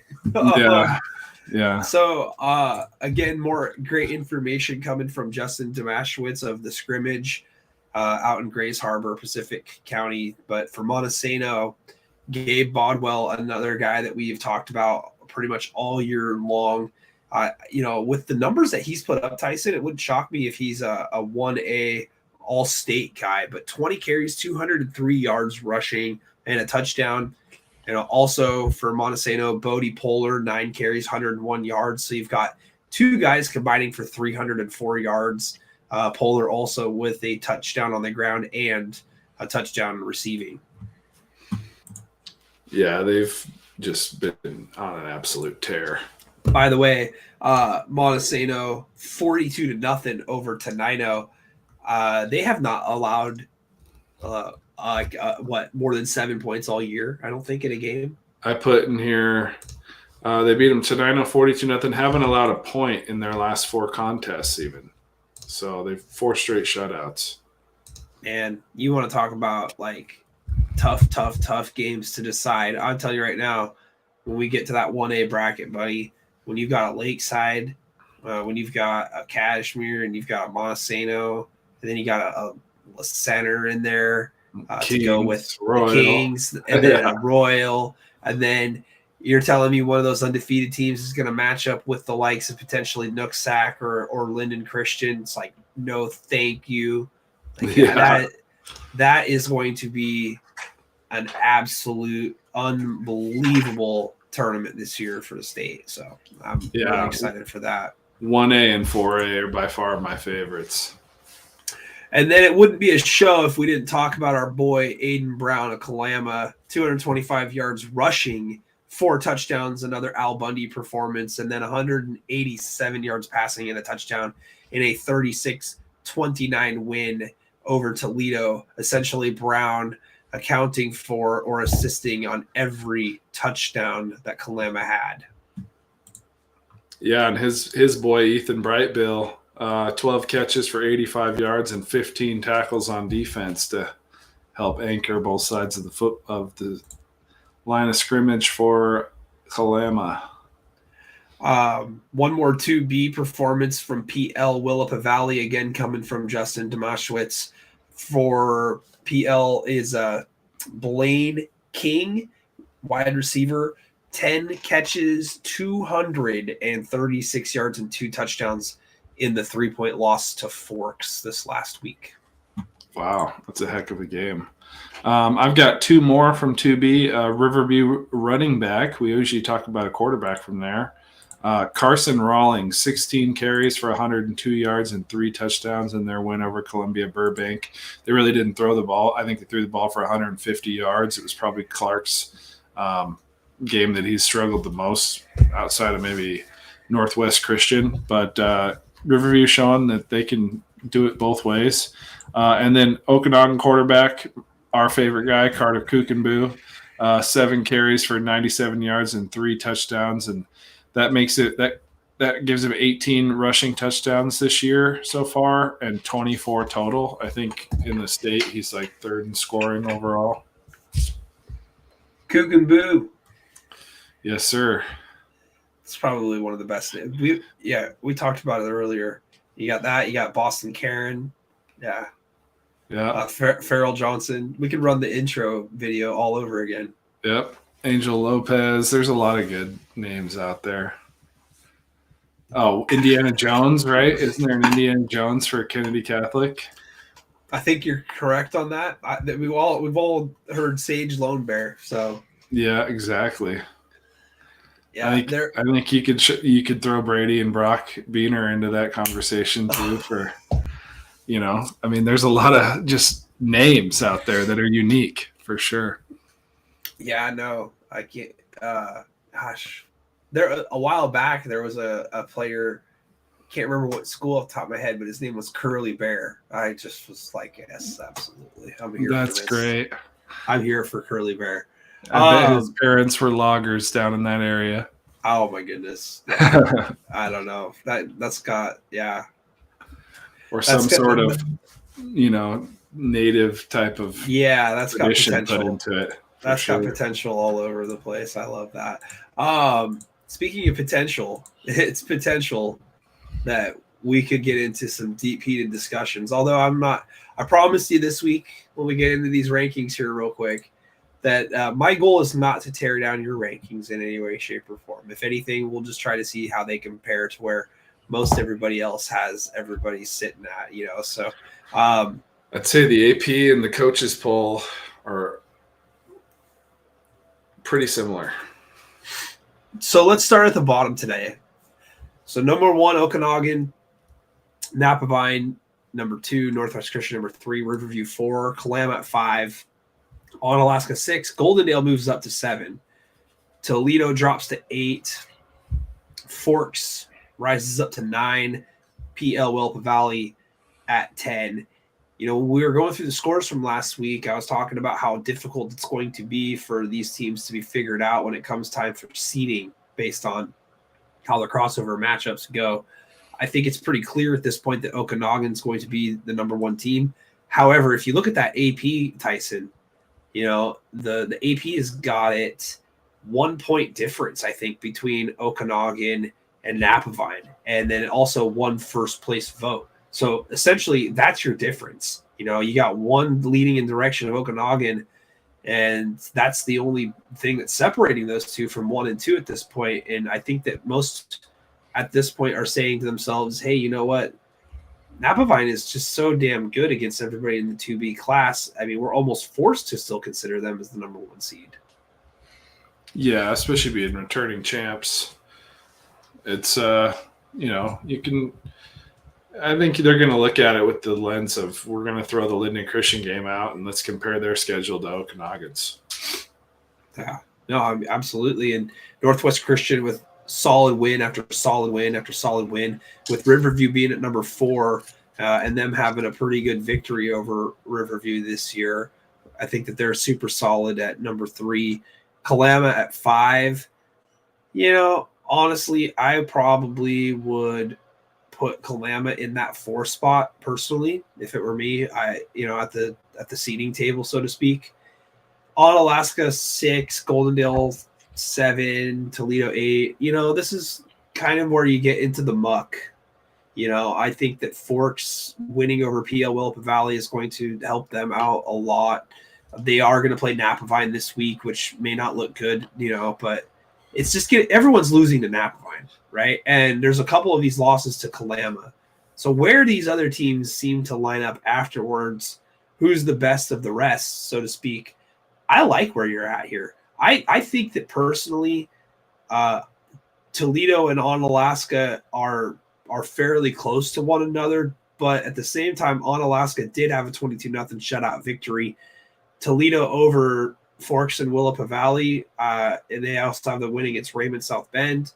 I think you're on the money here. I like this list. Yeah, I feel like 1 through 6 are all teams that are for sure, like you could rearrange 4 through 6 kind of. And, like you said, you could put a Kalama above them if you're coming down to seeding. But from 8 to, 12 that make it in 2B, that's going to get interesting. Yeah, absolutely. And ultimately, it's going to play its way out on the field. Crossovers are going to determine quite a bit. There's going to be potentially a team from that lower division that might have a shot to make some noise. I can't remember off the top of my head, but I think that like Wahkiakum and Ilwaco are kind of in that conversation. But ultimately, I don't feel like that they're going to be collecting a victory against the number 4 seed. I think it's going to be the 1 seed from them taking on the 4 seed from one of the bigger divisions. There could potentially be an upset in that capacity, but outside the top 10, you might not see too much. I think that most of where your talent lies is going to be the top 3. I mean, I don't want to discount Northwest Christian. That's why I'm including them. But, when we did our state preview, we both said, hey, it's Okanagan and Napavine, and they're going to play. Yeah. Yeah. One team that has been sliding that's outside the top 10, I don't know what the status is, but Lynn Ritzville's been without both Kinch and Bonus. And if they say they win this week and they get, I think they would get second in that league still, which should put them in. I'm no expert on how all the crossover rounds break down and stuff. I've tried to dig for info and it's literally not out there, but they could be a team to look out for if they get healthy right at the right time. Because, we had them as high as 3 in the first few weeks of the season, the way that they were just destroying teams and kind of since gone into a slide. But outside of that, you got Raymond South Bend down there. I don't know if like a Tri-Cities prep, Columbia Burbank gets in. Manson has kind of been exposed. Asotan's played some teams pretty tough sitting there at 6-2. But they got a big game with Lynn Ritzville this week, which, will kind of help shake things down a bit more. But yeah, I think top 6 it's going to be tough for any of those lower teams to get a win against any of those squads. Yep, 100% agree. While we're on the 2B subject, Kalama girls 5, Napavine girls 0. So in terms of girls soccer supremacy, Kalama holds the mantle. Let's move up to 1A real quick. That must mean Matt is done. Yeah, probably on the drive back home. So it's probably a 45-minute drive from Kalama back to the old headquarters. The ticker tape at the bottom has the 1A rankings. This is our fun zone, right? We like the fun zone. So number 1, obviously Royal. Number 2, Kings, solid. Number 3, Kashmir, solid. Love it. Lakeside 9 Mile Falls at 4. Yeah. Montesano at 5. Whew. Linden Christian at 6. Nooksack at 7. Again, if you missed it, my heartfelt apology to everybody who loves Nooksack Valley and hates me. number 8, La Center, number 9, Seton Catholic, and number 10, Cascade Christian. And Cascade Christian looking pretty good so far this year as well. Seton Catholic, quality loss if there is such a thing, quality win if there is such a thing. Obviously there is. We went back and forth over the last couple of weeks. I'm still gonna, pound the La Center drum. I think that they are very much deserving based on where teams are at. And if you look at their win over Woodland, with Woodland continuing to win week in and week out, yeah, it still looks more impressive. With Kalama winning, it still looks impressive, although it's a lower classification team in Kalama, but beating Woodland. They also beat Hawkinson, right? This is huge. 43-7, they beat Hawkinson. And so Hawkinson is literally one win away from making the postseason and having a potential spot in a 3-way tiebreaker to determine second, third, and fourth. And they've been playing a lot better lately. They were not playing good at the beginning of the season, but they've definitely figured some stuff out. So personally, I'm in favor of La Center being above a 2-loss team. Who I'd pick in that head-to-head game, I really don't know. But I do think that the resume so far, by just winning all of your games for La Center, it should be enough to have them higher. And I do believe that the AP has that reflected, if I'm not mistaken. I think that the AP had them at third or something like that. But yeah, Montesano is another one of those teams, man. It's like their resume says that they're probably deserving, although the teams that they're beating aren't stacking up a lot of quality wins themselves. But Montesano is making it look super easy, even against teams ranked in 2A. So I'll defer to you and see what you have to say about where you're at here on 1A. Yeah, I think, I've going back, I think La Center's got a lot of good football players in there. They're a great team. Ultimately, Nooksack and Linden Christian, I think, have, if neither one of those, this is a kind of metaphorical in a way, but if neither one of those teams were 2-loss teams, I don't think anybody would have them that low, obviously. Both have played tough schedules.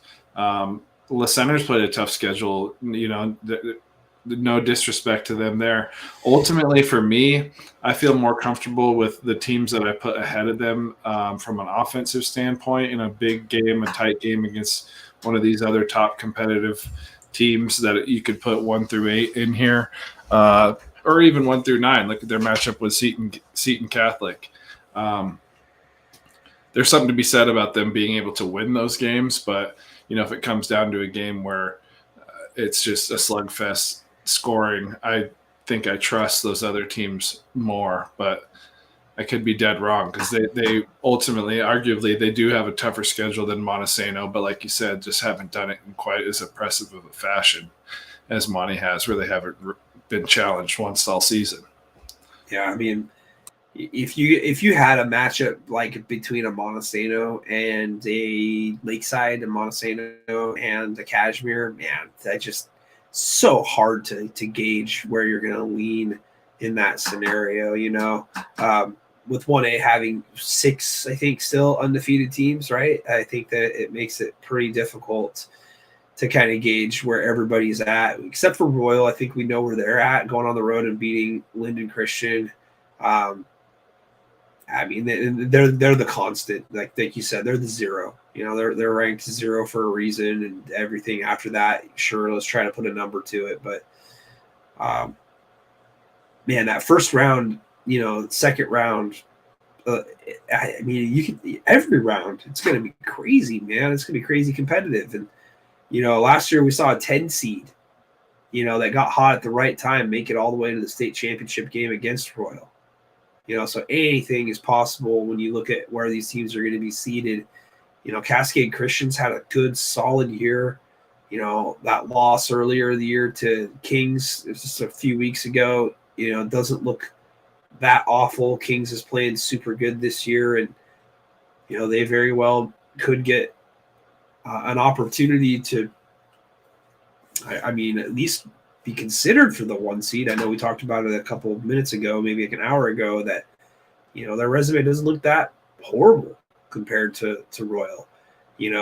I think with their win over Nooksack Valley, it says, quite bit, and then they've got another top 10 win in Cascade Christian. So I mean, I think that they're in good shape there for maybe being considered, but ultimately, I could see any one of these teams having an opportunity to at least make it to the semis, maybe the championship. Or really, you could. It just depends on styles. I think styles make football games here in 1A, and obviously the weather and the location of the game is going to play a big factor.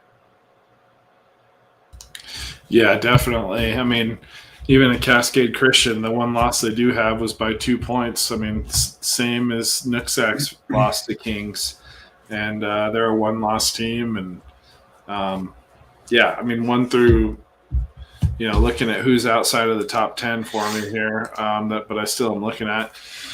You've got like a Natchez Valley, Granite Falls, Freeman, those type schools, and like maybe a Toppenish gets in there or something. But ultimately, I feel like the top 10 is pretty.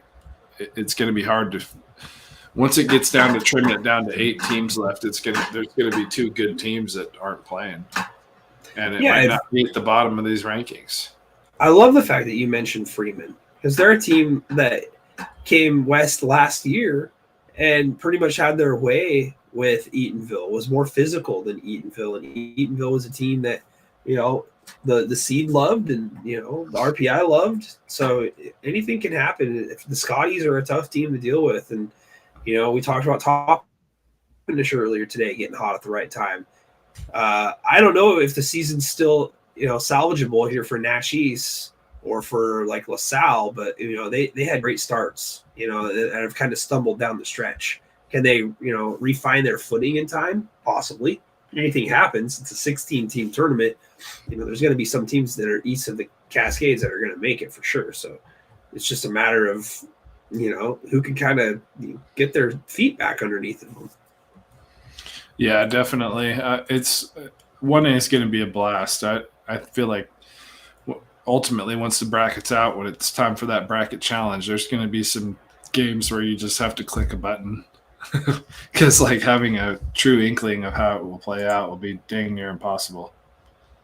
Well, James thinks that you got number 2 wrong, and I just don't think that's true. I think Kings is by far like the deserving of being number 2 right now. I think that if you look at how many top 10 wins that they've got right now, and I'd be curious who he would put at number 2. I'm sure he'll tell us.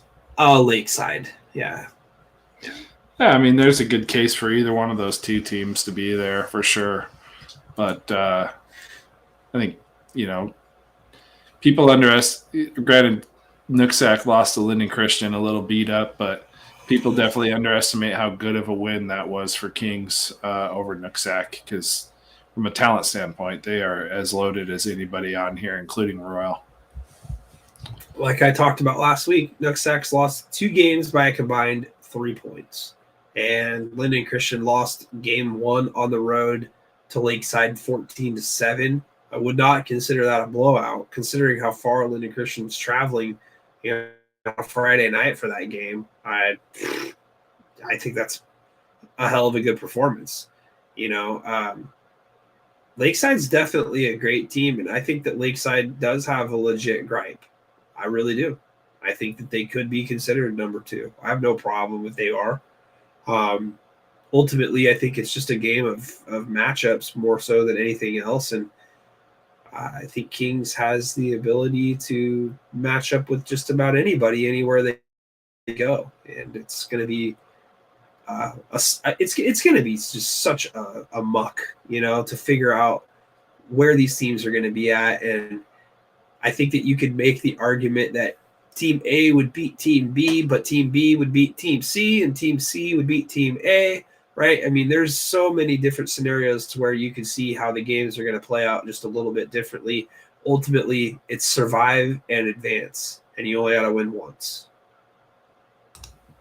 Yeah, definitely. I mean, every time I put these out, I've thought, man, this Lakeside, can they bump up to 2? And it's more of a stubborn standpoint for me. I think a team needs to show some sort of stumble for me to jockey them down, or have another huge staple win for them to go up. at this point in the season because we know who a lot of these teams are at this point. But, yeah, I mean, 1A playoffs, I wish I could go to every single matchup in person because they're all just going to be tough, hard-nosed games, especially in that final 8 round. No, for sure. By the way, if you're on the live stream, feel free to type into the comment section and lend us your thoughts. Tell us where we're right. Tell us where we're wrong, especially tell us where Tyson's wrong. No, just kidding. But yeah, I'm wrong a lot. So that's just kind of a custom here. Let's move up to 2A real quick, buddy. Tumwater at 1, Enumclaw at 2, Anacortes at 3, Highline next in line at 4, then Linden at 5, North Kitsap 6, Ridgefield 7, Washougal 8, Woodland 9, and then Ording back in the top 10. We saw them in the top 10 earlier, but the only thing that knocked them out of the top 10 was Enumclaw. I'm just going to kind of hang out real quick. I just want to hear your thoughts on 2A. Yeah, 2A kind of gets tough once you get down to the GSHL territory, in my mind, because Tumwater, Enumclaw, and Anacortes, all being undefeated, the AP coaches poll have, I think, Anacortes at 2 and Enumclaw at 3, and I think actually the RPI has Enumclaw at 1. So it's kind of all over the board. But Highline and Linden, those two have been paired up as one-loss teams with North Kitsap kind of in that group 2. And, it could change, obviously, with the Anacortes-Linden game this week. But then Ridgefield, Washougal, Woodland, I think I basically ranked those. We know what the head-to-heads of how they've shaken out, and having Washougal in the middle might not make much sense. But from a depth perspective, I like those two teams the most. Will be interesting to see if Woodland has to go without their Christian McCaffrey this week and Elijah Anderson. But then, yeah, Ording creeping back in at 10. I mean, they're a one-loss team, 37-7 against Enumclaw. Maybe a big learning experience for them and what it's going to take to beat a team like that. But outside of those, it's hard to put another team in there for sure. The only really other two teams, I kind of trim it down once a team has a loss for me that I'm like, I don't think I could put them in the top 10 now at this point. And all I've got left standing in consideration is Hudson's Bay and Renton. And Hudson's Bay was in there. They're 6-2. They've had a good year, but they're 6-2. I don't think is quite as impressive as those other three from the GSHL. And then Renton sitting there at 7-1. I'm impressed with their 48-8 win over Sammamish last week.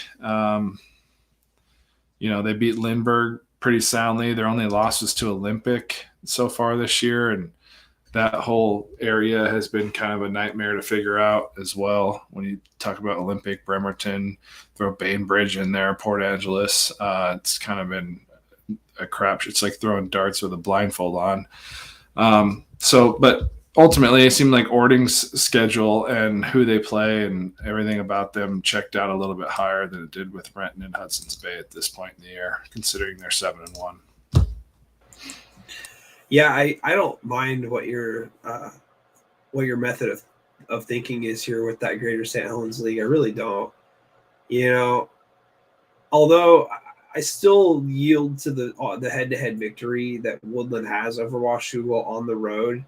But if you're throwing into if you were throwing into the equation that potentially Woodland could be without their best player, I would rank Washougal ahead of them, at least in a head-to-head scenario. I would give them the benefit of the doubt the second time around, probably. Even if the game was played someplace else. Right. I think Washougal is kind of like the 2A Linden Christian. I mean, we know that they have probably more offensive talent than even some of the teams ranked ahead of them, including Ridgefield, maybe even more than a North Kitsap overall. But they've had a few games that they just didn't play a complete game. But seeing that they got back to the run last week in that big game and were able to not have it just be Holden B running the football for them, showing that maybe they're getting some things ironed out. And, I understand the whole 5-point loss over Woodland. That's why they should be ahead. But then we talked about this before. Woodland's got the stinker of Columbia River on their resume as a loss, where Shug's losses are to Ridgefield and Woodland, and ultimately Woodland is the only one out of those three for me that has the skunker loss. I mean, Ridgefield got blown out by Mountain View, but that's a bigger school and a 7-1 school in themselves. So, yeah, I think that's where it kind of was like it threw it into a tiebreaker to where, for me, Washougal lost against two pretty darn good teams, and Woodland's shown they can lose to a middle of the road team, or they can go beat a good team like Washougal. But ultimately, it's hard not to bank on a B to Evers type offense with other playmakers in it come playoff time. As if the game gets tight in the fourth quarter, who are you going to turn to? They got a few options. Well, it's more so than just that. Like I'm not even looking at it from a passing standpoint. Like B can run the ball. Right. If you're in a do or die situation to where you're playing this week or you're not playing next week, you know what I'm saying? Like you're going to do whatever you can to put the ball in your star players' hands. Star players make, big things happen when they need to. And, with a team like Washougal selling out, to avoid having their season end, I have no problem putting all my faith in Holden B in those situations. Listen, I think that Ridgefield's a really good team. Saw them for the first time live last year, right, against RA Long. A lot of people aren't going to look at that game and be like, wow, they beat RA Long. It was 35-0. It should have been 45-0, 55-0, right? Somewhere in that range. Well, those two teams have got some recent history, The schools just kind of don't like one another. Like RA Long and Mark Morris are dead rivals, right? I mean, city rivals. They're 3 miles apart rivals. But you want to talk about like a non-geographical, like, teams you don't see very often, once a year, twice a year, in other sports, and then you just absolutely get under each other's skin in the worst ways. I mean, RA Long played Ridgefield super tough last week. It was 0-0 until 30 seconds left in the first half. I think that you got to give a lot of credit to RA Long and how they played in that first half there. But once the wheels kind of started to come off the bus, they did. And I would just say that I think that Ridgefield's got to be careful. That's kind of where I'm going with this, is that I wasn't so sure if that was so much that RA Long was playing up to their level or if Ridgefield was playing a little bit further down. And again, I tread lightly, right? I don't want to like come across as, you're insulting one team over the other or anything like that. But Ridgefield's running backs are super tough, and they're super fast. They can make good reads. They've got a great inside run game, and they've got a quarterback in Malella that you've talked about and you've seen, that we know that Matt's talked about, Matt has seen, right, that can do a good job. Ultimately, when we're trying to shake out the bottom and how it's going to go, I think that honestly, with the potential of there being a 3-way tie at second place, that anything happens in that Kansas tiebreaker can kind of ultimately shake out where the seeds end up. And they will, really. I mean, they will shake out where 2, 3, and 4 go. But the difference between, 2 and 4 is astronomical. Like 2 and 3, not so much. You do have a road game at that point, right, when you're the number 3 seed.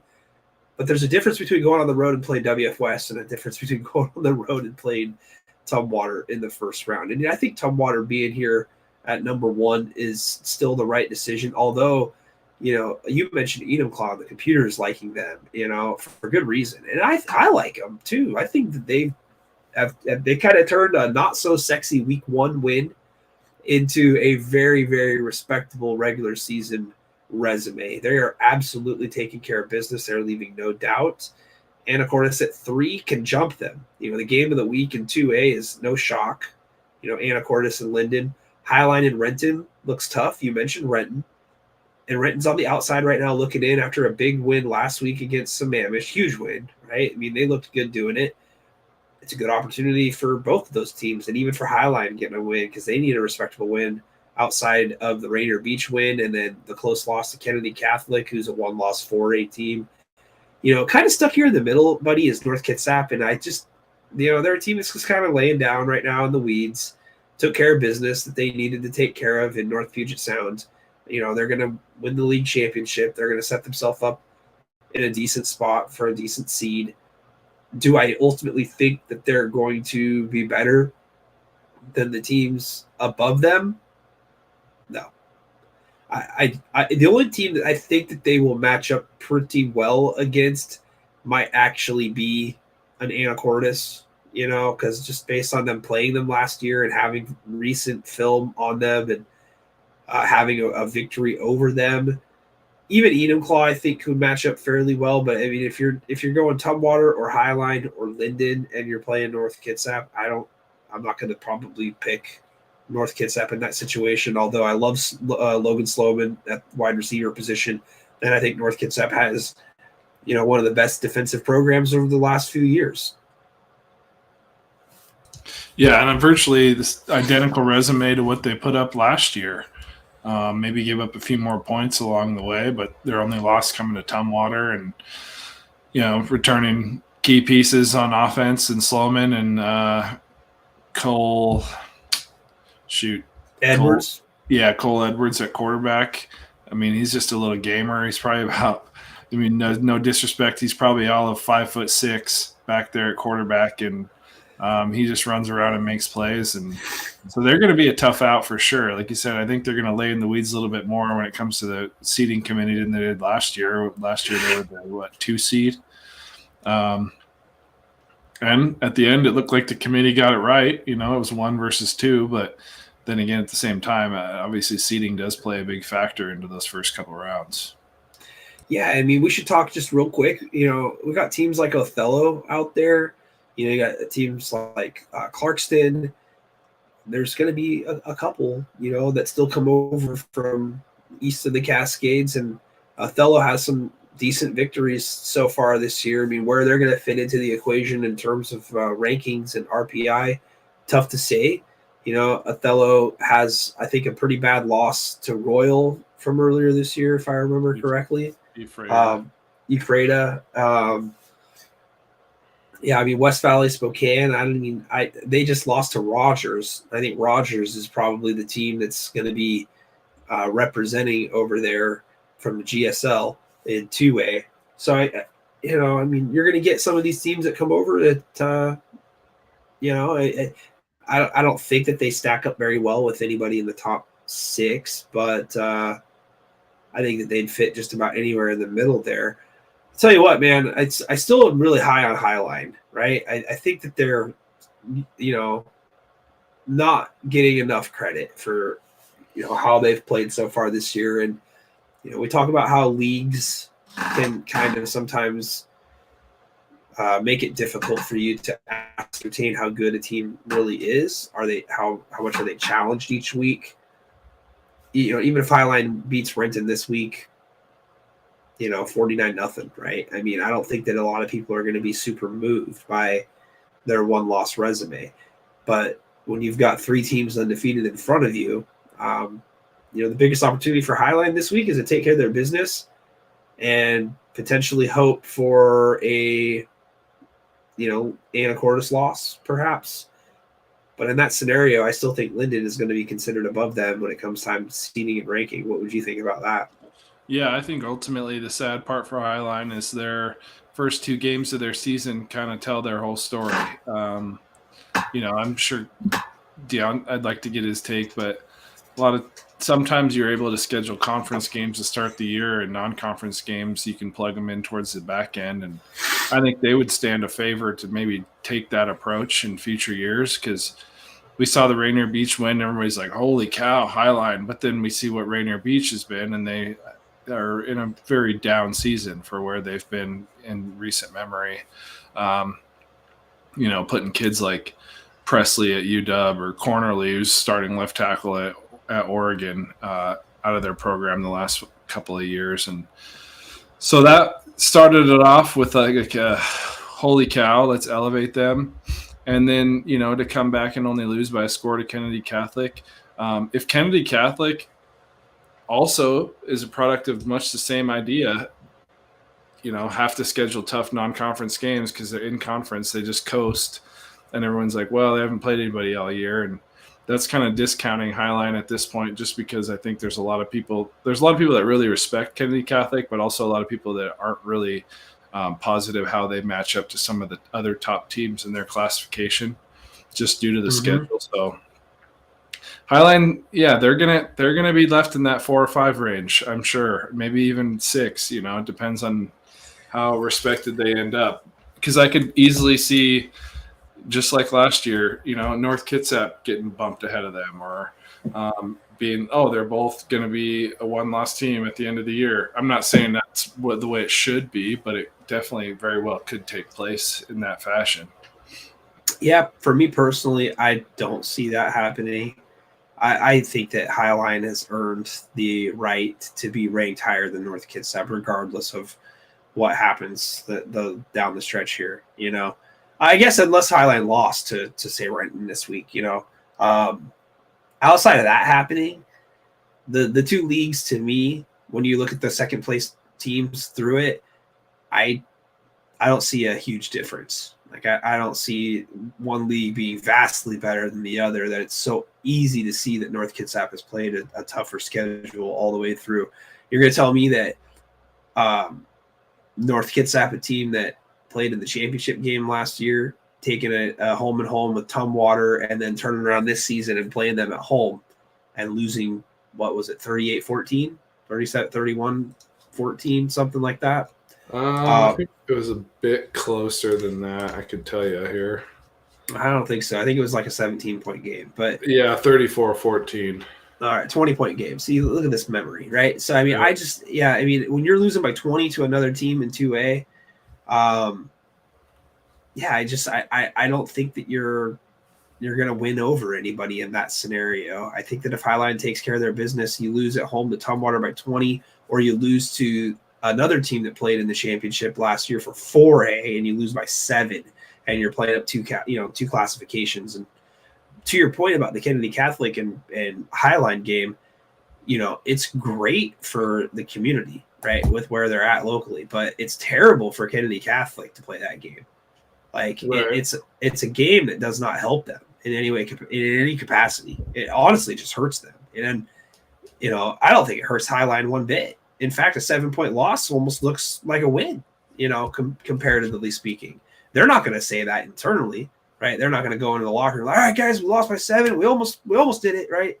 That's not happening, right? But the point is that they know deep down, it's like, hey, we can play with anybody, and if you're going into that committee room and you're like, hey, Highline's lost one game to a team placed second in 4A last year, I think that and they beat Rainier Beach 42-0. You can say what you want about Rainier Beach not being the teams that they've been as of late, but I mean, 42-0 against a Metro League, what is it, Mountain? I can't remember, but whichever one that it is, that's still an impressive win, no matter what year it happens in, and with the season opener as well. Plus, you got a guy like Mark-Andre McCraney, then Rasmussen. I mean, they got guys that can make plays all over the field. So yeah, they're definitely a loaded team. I think if it comes down to it, the reasoning why the selection committee would value a team like North Kitsap higher would only strictly be based off of the past few seasons' outcomes in the playoffs.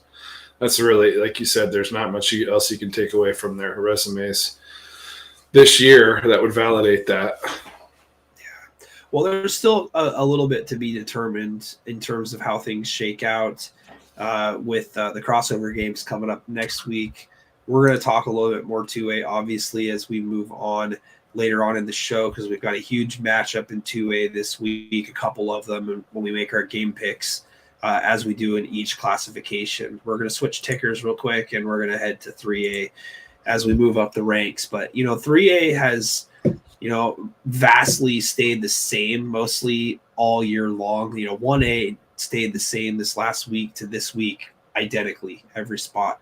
You got O'Day at 1 still, and then Yelm at 2, Eastside Catholic at 3, Arlington at 4, Bellevue 5. Then next is Monroe, Kennewick at 7, Gig Harbor at 8, and then Mount Spokane slightly drops to 9. And then entering the top 10 is Bumpus's boys, although Bumpus is the OC. Roosevelt comes in after a big win against Chief South. I think 3A is totally up for grabs with any team in the top 5, we'll say. I still feel that way each and every week, although Kennewick is a really, really, really solid team at number 7.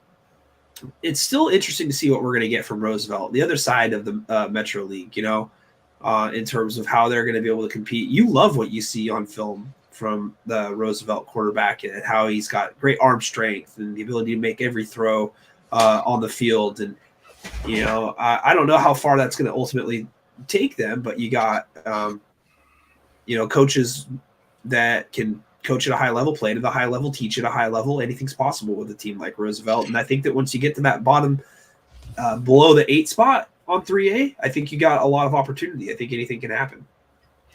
Yeah, for sure. I mean, I was like, is it premature? I was kicking around Lincoln, Auburn, Mount Tahoma. I had Mountain View slotted there at first. And I'm like, Mountain View is kind of like the 3A battleground. Their one loss was to, rather than say battleground, losing to like at least someone in their league. Mountain View getting handled by Nooksack. We know they're a good team, but to start the year, you got to kind of take that into consideration because Nooksack's still a 1A team. Ridgeline at 6-2, they've had a good resume. Only losses to Mount Spokane and Gonzaga Prep. And then ultimately, I replaced Garfield with Roosevelt.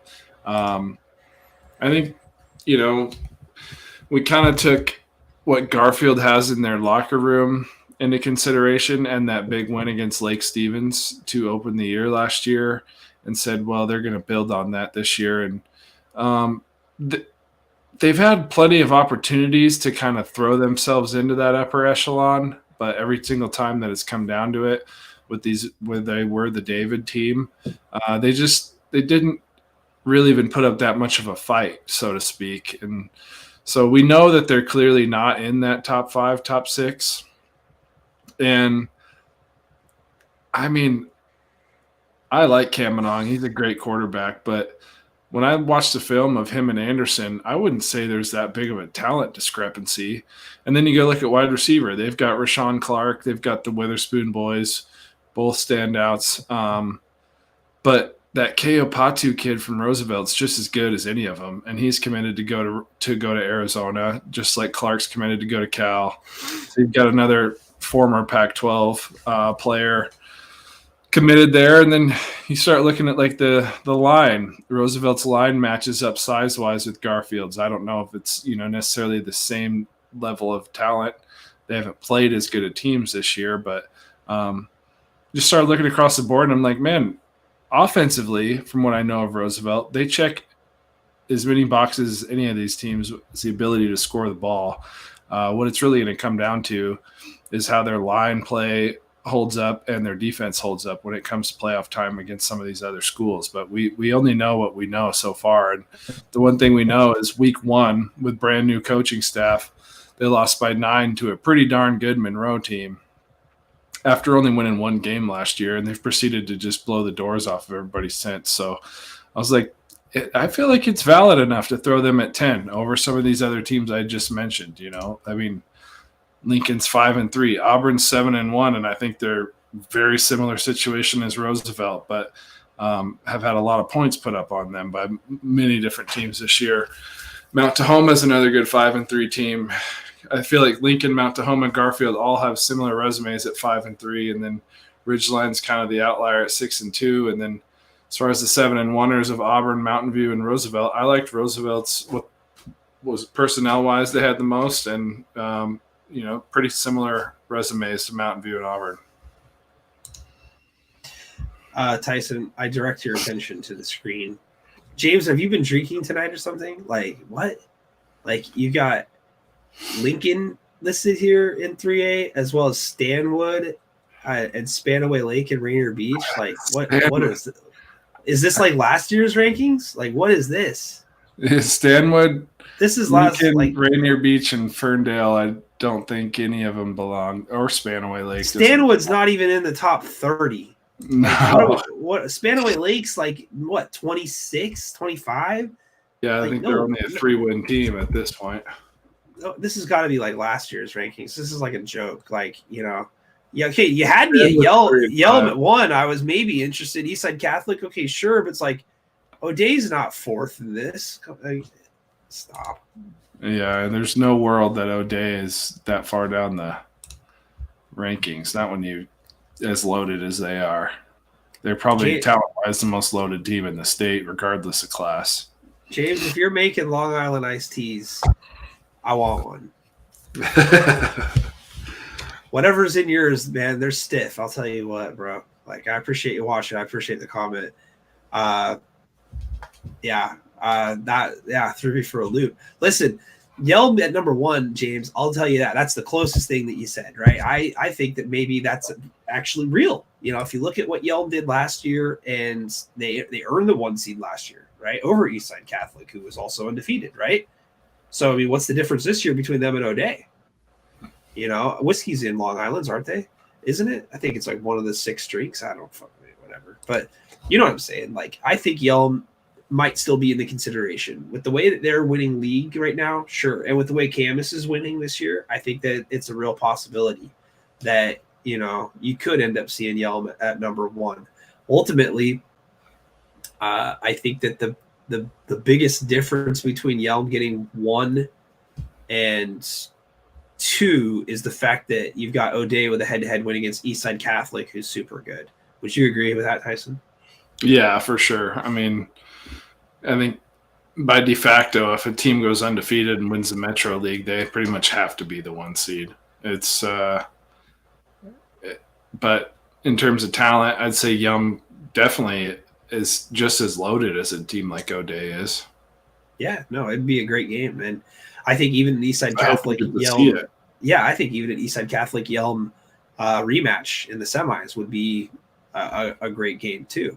And Bellevue is just kind of in that same spot that they were last year. Tyson, 2 losses at number 5, and yeah, it looks pretty good. Jake Mo says Yelm's win at Camus in week 1 was big. Yeah, I mean, it was definitely big from a standpoint that it was big to get the win.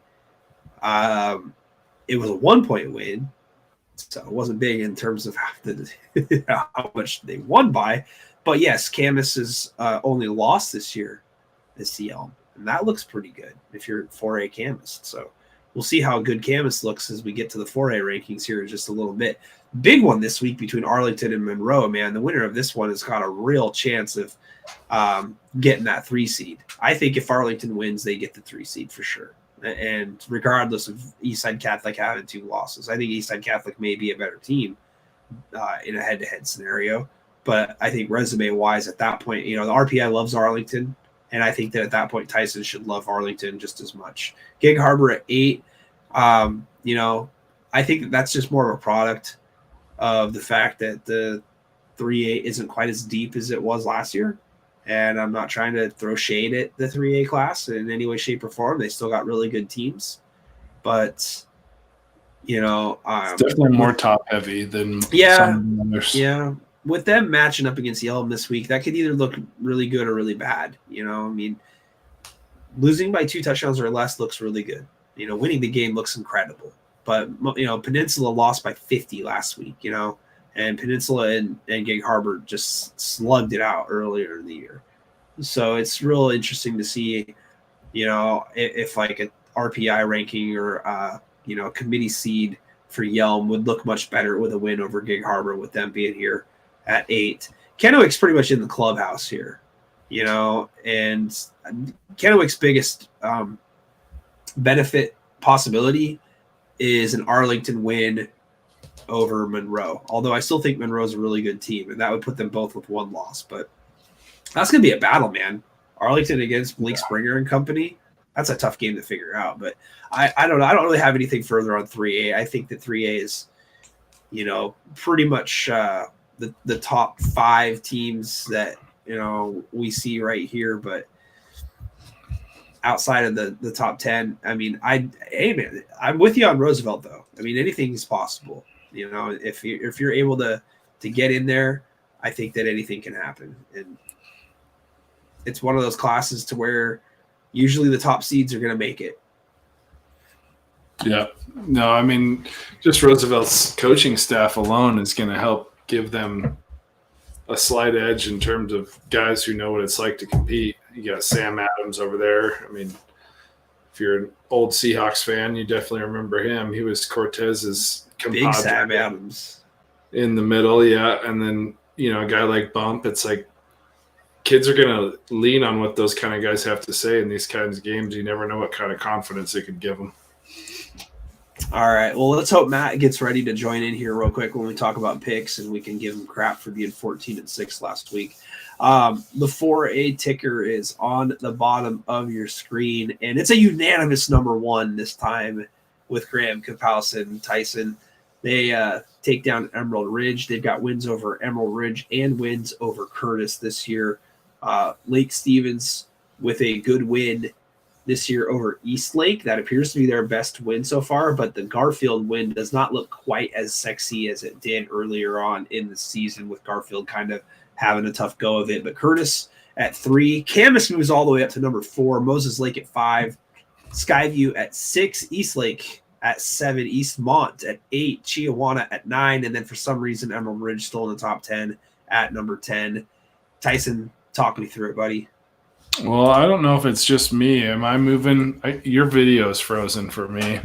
Uh-oh. And you're coming through a little patchy, but it could be my internet. It's hard to say. Yeah, so I come back. Let's see if that worked. Anything better? Now there's no video for me on your side. It's just a box. Anything anything new? I can hear you, but it's like a bad cell phone call all of a sudden. Uh-oh.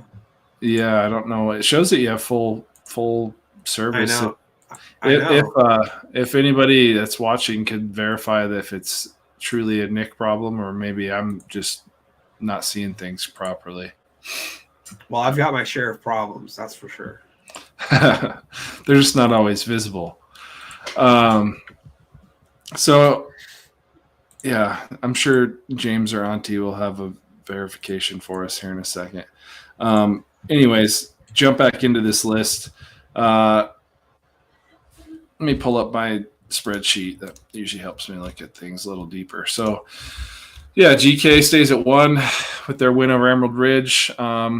Did raise a few more questions about GK defensively for me. Lake Stevens cruises over Kamiak. We expected that. Curtis beats South Kitsap soundly. They've kind of, I guess, gotten quiet. Curtis has some of the buzz ever since their loss against Graham Kapowson, but it was very similar to the fashion of Emerald Ridge's loss. Camas at number 4. Ultimately, they've just kind of beat the doors off everybody since losing that game to Yelm. Moses Lake is just continuing to roll. They still aren't in the SB Live top 10. Don't even get me started. Skyview 49-10 over Battleground. Obviously a good win over a 7-0 team. Had Emerald Ridge at 7 last week. Uh-oh, now I hear nothing from Nick's side. Well, it's my podcast now. So anyways, getting back to the rest of the rankings. Eastlake was at 8, Eastmont at 9, Chiawana at 10. Chiawana had a good win over Mount Si. Eastmont shut out nothing, and Eastlake survived Bothell in overtime 14-7. So over the likes of a Kamiakin and a Gonzaga Prep and Kennedy Catholic. Woodinville is there also. Ultimately, it comes down to Gonzaga Prep's biggest win this year is Mount Spokane. I think if an Emerald Ridge was to play a Mount Spokane, that they'd probably score more than Gonzaga Prep did. They do have an electric offense. And then Kennedy Catholic, not really a staple win that I can compare to some of these others. I mean, Emerald Ridge has had their fair share of all their leagues come from, or all their wins come from league games per se. Puyallup in week 1, 36-23, shut out Olympia, beat Sumner 42-28. That's a good win. I think, a win over Sumner is bigger than, say, Gonzaga Prep's win over Mount Spokane. Yeah. being that it's a 4A opponent. Oh, I can hear you now, and I can see you, but you're still frozen, and your services shows an X. Yeah, I'm here, so I hope everybody else can see me. I think everybody can. Excuse me. I just checked the stream on another platform and shows me here. So, well, James says I'm smoking something, so it must be my internet connection. Maybe I should refresh. So yeah. Anyways, Emerald Ridge stays at 10 ultimately because I still feel like I like some of their wins more than I like that of Gonzaga Prep and Kennedy Catholic. I mean, the justification would be that those teams are 7-1 and they're 6-2, but I would argue that, like a 6-2 Kamiakin and Woodinville have just as much of a case to be ranked as Gonzaga Prep and Kennedy Catholic. So ultimately, in a playoff standing, I'm still taking Emerald Ridge against any of those teams, especially seeing the way they played Graham Kapassin this last week. Yeah, I mean, ultimately for me, like I previewed on Twitter, man, it's just so hard for me to consider a team that's finishing third place in their own league as, the right to be ranked above somebody. Like, I mean, this isn't a head-to-head situation to where, like, I'm going to pick one over the other, and just because I'm going to pick this team to win, that means that I think that they're more deserving of being ranked higher or seeded higher. I don't think that that's necessarily correct, hence why I picked Mount Baker as a 10 seed to beat everybody on their way to the championship game, because I do think that you could still be ranked, as a team that's, lower in terms of like what you're actually capable of doing on the field, of which Mount Baker was capable last year of winning games against good teams, and they did. I mean, I have no problem having Emerald Ridge as a 12 or a 13 and giving them the opportunity to play their way back up the ladder, so to speak. And I love Emerald Ridge. Picked them to win the state championship, right? I mean, I thought going into this season that they would be a really, really interesting team. So, hard to say ultimately where I think that Mike should be at, where I think Gonzaga Prep should be at. I think Gonzaga Prep is a really good team. I think that based on them only having the one loss to Inglewood out of California, you got to give them a lot of credit for what they've put up this year so far. And Mount Spokane is a quality 3A team, not something that jumps off the page at you, but quality enough to where, you should consider putting them in the rankings. If there was a team here that I think that probably has a legitimate gripe, I think it'd be Kennedy Catholic. But again, your league play is going to be what is the drawback, so to speak. But their only loss of the year is a 3-point loss on the road in Colorado. So nothing to sneeze at in that regard. I think Kennedy Catholic is at 5th in the AP voting or 6th in the AP voting. And the AP also likes Emerald Ridge here, buddy. I mean, I'm not like here to kill your position on this. I think they're tied for 7th or something like that on the AP standings. And I'm sure the coaches like Emerald Ridge as well. And I agree with your points that the league is tough, but that doesn't necessarily mean that I'm going to put somebody above a one-loss, conference champion, like using the Oklahoma reference or something like that, or a one-loss Pac-12 against a 3-loss SEC or a 2-loss SEC. It's like, do I think that the SEC team might win in a head-to-head matchup? Sure. Do I think that the Pac-12 champion at one loss is more deserving? Yes. Now, this isn't the Pac-12, right? Gonzaga Prep doesn't play, a 9-team conference schedule. I think they play like a 2 or a 3 in terms of like what counts in their standings for 4A. But I still think that they're a team with a lot of question marks and unknowns that has played their way into the conversation. With that said, I digress. I wanted to ask you real quick on Camas versus Moses Lake. With Camas having a one-loss season so far by 1 point, I think that honestly, Moses Lake has kind of been on your favorites list all year long. They're undefeated. Curious to see why you have Camas over Moses Lake at this point. Not that it's a huge difference here. I think 4 and 5 is a pretty good spot for both those teams to be at. I think Moses Lake is kind of in the same situation as like an Arlington.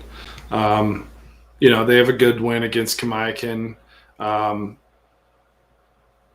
1-point loss to Yelm, who, with O'Day. I mean, I would argue that those two teams are just as talented, if not. I'd love to see a 4-team tournament of Lake Stevens, Graham Kapowson, Yelm, and O'Day, ultimately, because I think those are the 4 most talented top to bottom rosters in our state. If they were to go play a national game, those would be one of the 4 teams I would choose. And Camas having a 1-point loss to a team like that, that's better than any win that Moses Lake has on their resume, in my mind, even though it was still a loss. But yeah, Moses is kind of like Arlington. They need this game against Eastmont this week, just like Arlington needs a game against Monroe, I think, to jump up and lock in a 3 seed. But saving that league, having essentially a league championship in the final week of the season just makes everything so much more interesting and fun, because I think that the pictures will be allowed to get painted a little bit clearer by next week. Yeah, I think that also, buddy, I would have Eastmont probably above Skyview at this point in the season, given the fact that they are also undefeated and they have a good win on the road with a 21-3 win against Skyline, and Skyview, a 1-loss team. We are splitting hairs here, I think, between Skyview and Eastmont. But ultimately, I think that at this point, they deserve to be considered a little bit higher. I just would have them higher at this point, right? With what you're saying about those 2 teams, Moses Lake and Eastmont, squaring off this week. You know what I mean? Like, if you had them both at 5 and 6 or something like that, and ahead of the rest of the pack, the loser is obviously going to drop down. And then you can easily slide a Skyview back up in there, or you can slide a Camas above them or something like that. I like the idea of undefeated teams, having an opportunity to play above the teams with 1 loss, on a clear playing field. There's no question about it here. And, again, we talk about head to head, right? How would you feel, right? It's tough to decide. I think Skyview's a really good team. I think Camas is a really good team. I would have a hard time picking against them based on how they've played so far, especially with Camas only having that 1-point loss to Yelm. But Moses Lake's best win's a 1-point win so far. So it's hard to say that, those undefeated records and undefeated resumes are so far and away better than the 1-loss teams down here in the Greater St. Helens League. With Lake Stevens here too, it's just unfortunate that the teams that they've played so far this season have not given them an opportunity to really, convincingly raise into the ranks. Although the Bellevue win is very impressive, especially knowing that Bellevue, and the Eastlake game, with Eastlake keep winning. I do think that they're very much deserving of being the 2 seed for sure. But if Garfield had a better season, if Glacier Peak was better heading into this game, if Mariner or Kamiak was near as good as they were last year. Mariner was actually not too shabby last year. It would help a lot. It would make things a lot easier. Lake Stevens was also a clear 1 seed last year, James. I mean, I don't know where you think that we haven't been talking about Lake Stevens. We talk about them every week. They're definitely in the conversation. Being considered the number 2 team in the state for 4A, that's not too bad. What would you think about that, Tyson? Yeah, I mean, jumping back just a second ago, talking about Skyview, Eastmont, that whole comparison, I think I used I used the Skyview beat a good Bothell team 21-7. Granted, it was at home. And then Bothell got to play Skyline at home and beat them 30-17. Eastmont traveled and beat Skyline 21-3. So you're talking, a little bit bigger point differential. Yeah. But overall, I think really their resumes are pretty similar, because Skyview doesn't really have another big, they beat who was it, Jesuit week 1, 28-0. Jesuit's not quite the same team. So I would say once you get past really top 2 are in their own tier, then I think you could throw Curtis, Camas, Moses Lake. Well, Curtis and Camas more into the same echelon as having a pretty difficult schedule, being 1-loss teams. And then really Moses Lake through Chiawana are kind of a crapshoot, with the exception of comparing the top to the bottom there. Moses Lake beat Kamiakin and Kamiakin beat Chiawana. So clear difference there. But to jump to, I saw James pointed out, where's Sumner? Well, Sumner's in 4th place in the SPSL, and I've got the 3rd place team at number 10. So ultimately, there is no room for them in the top 10 for me, especially being 5-3. You got to mention the Gonzaga Preps, the Kennedy Catholics, the Woodinville, the Kamaikans. Yeah, all above a team like that still, despite how tough their record has been. So even Mount Si is in that conversation. Yeah, Richland is in that conversation. Or a Bothell. Yeah. I mean, there's a plethora of teams that are right there in that same range. But overall, I think with a win for like Moses Lake this week, or really, I don't expect any of these other teams to. I expect all the other teams in the top 10 to win. Maybe a North Creek gets up and bites Eastlake, and because they've done that to some teams the last couple of years. But ultimately, Emerald Ridge is going to win. Chiawana is going to win. Skyview should handle Union okay, although Union's been putting up some points later in games. And Skyview will handle them. Yeah, Camas at Battleground. Camas should win that game. Curtis at Puyallup. Curtis should win that game. You said Camas at Battleground. Camas should win that game? Camas should win that game. I'm surprised that game didn't make our list, because I think it's actually a little bit closer than people might think. I think Battleground having home field, and that is going to be – they're playing for their season. Right? I mean, Camas is kind of in the same boat too, to be honest with you, because I think if they lose, it's a 3-way tie with them and Skyview. And then you got 3 teams for, I think, 2 spots. So, I mean, it's a must-win pretty much for everybody this week in that league. Yeah, I'd throw Battleground kind of into, there's the teams that are 7-1. You've got quite a few of them at this point. Lake Stevens, Curtis, Camas, Skyview, Eastlake, Chiawana, Battleground, Gonzaga Prep, Kennedy Catholic. I'm still putting Battleground at the very bottom of all those 7-1 teams, but I don't know. I think Camas is. What do you mean? They got to win over Mark Morris. Well, hey. If that's the cream that rises to the top for you, I'm worried about their resume. They beat Mount Tahoma, they beat Lakes, and they won pretty convincingly. They're solid wins for sure, but middle of the road teams overall. When you're talking about this 4A class with how deep it is, top to bottom, in the top 15, 16. Only reason that is, though, is because that, those are 3A schools, and they're not like quite as strong as a conference or classification as they were, last season. Although Tahoma's had a great year. They're undefeated in league. So, for sure. I say Tahoma, Mount Tahoma. I want to make sure that I'm very clear on that. Not the Tahoma that's playing Tumwater this week. Which, by the way, yes. Way to go, Tahoma. Yes. Happy for that. That is awesome. Stepping in and taking on a good team 2A right now. Yeah.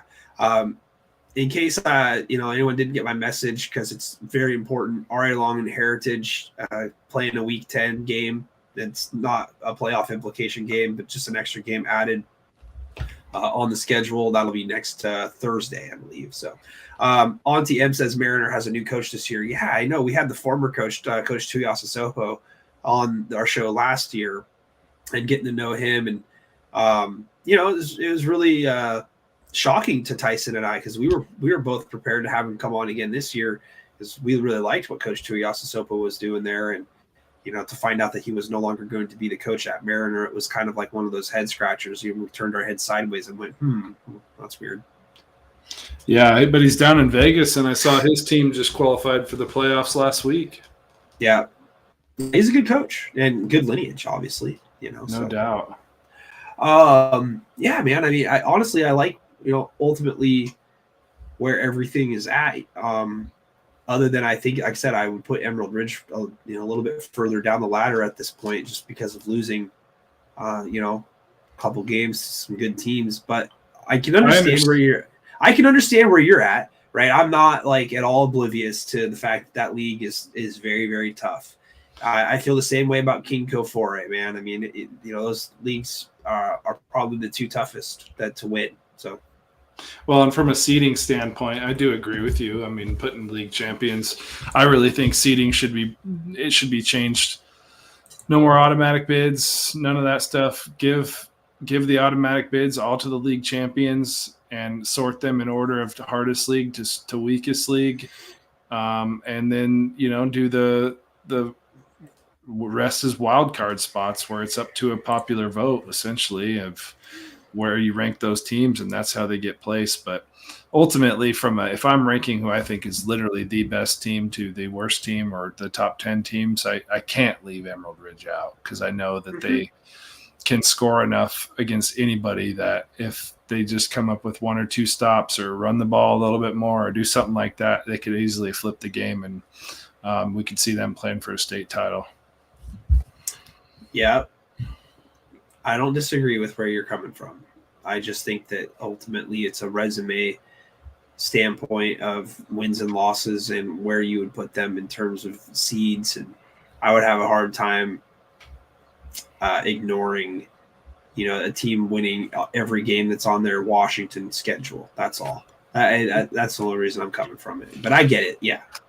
But, you also can recognize, right, that it's really tough to ascertain who these teams are actually winning games against, right? With Gonzaga Prep winning the games that they're winning, I mean, it's really tough. Some of those teams may be a lot better than we're giving them credit for, right? We're kind of just going off of, RPI and computer rankings at this point, which, Emerald Ridge still liked in, a lot of facets of computer rankings. They've got a good resume. They've got good wins, and we've thought Emerald Ridge has been a good team all year long. We thought Curtis has been a good team all year long. We felt that Graham Kapowson's been the best team all year long. So we'll see how it goes. Richland at Mountain View this Friday. I like it. Jake Moe, thanks for the info. Yeah, that was one I accidentally left off our picks list that I meant to have on there. That's okay. You've got good games on here, buddy. Speaking of that, let's get to them. Let's talk about some games coming up this week. It is like the playoffs are bust for some teams, and then it's league championships on the line. Let's start right at the top, man. We mentioned it just a little bit ago. Moses Lake at Eastmont. This is your game, man. This is your area of expertise here. So you said you're going to alternate with me. You're going first on this one. Both teams undefeated. Pounding the Chief drum all year, baby. I'm a fan at this point. I'll let my bias show. I'm taking Moses Lake by 2 touchdowns. Well, when you got a guy like Grady J throwing as many as he has so far this season, he's made a believer out of me. And I think that the biggest question mark here is, can Eastmont equal the firepower? Are they able to win a shootout? Are they able to score more than 28 points in a game against a quality team here? And I like Moses Lake, and I think that the Mavericks are going to definitely win this game and capture the Big 9 title and remain undefeated. And I don't think Eastmont really drops off the map too much. So I'm also picking Moses Lake. Well, on side note, besides the state championship game last year of Yelm and Eastside Catholic, that Eastmont-Moses Lake game probably had the craziest ending of them all. I think it was Brady J's second career start, maybe third in that game. And Moses Lake thought they had the game won on the last play, and referees called a penalty, and Eastmont sends 3 guys down the far sideline and catch a 55, 60-yard Hail Mary and trot 5 yards into the end zone for the win on a play where Moses Lake was having to get guys off the field, to regroup. And so that there's a sour taste in their mouth, and they don't even want to leave it in question at this point this year. And I think, outside of myself, not to pat myself on the back too hard, I don't think a lot of people saw them being a matchup of undefeated teams at this point in the season. So a lot to play for there.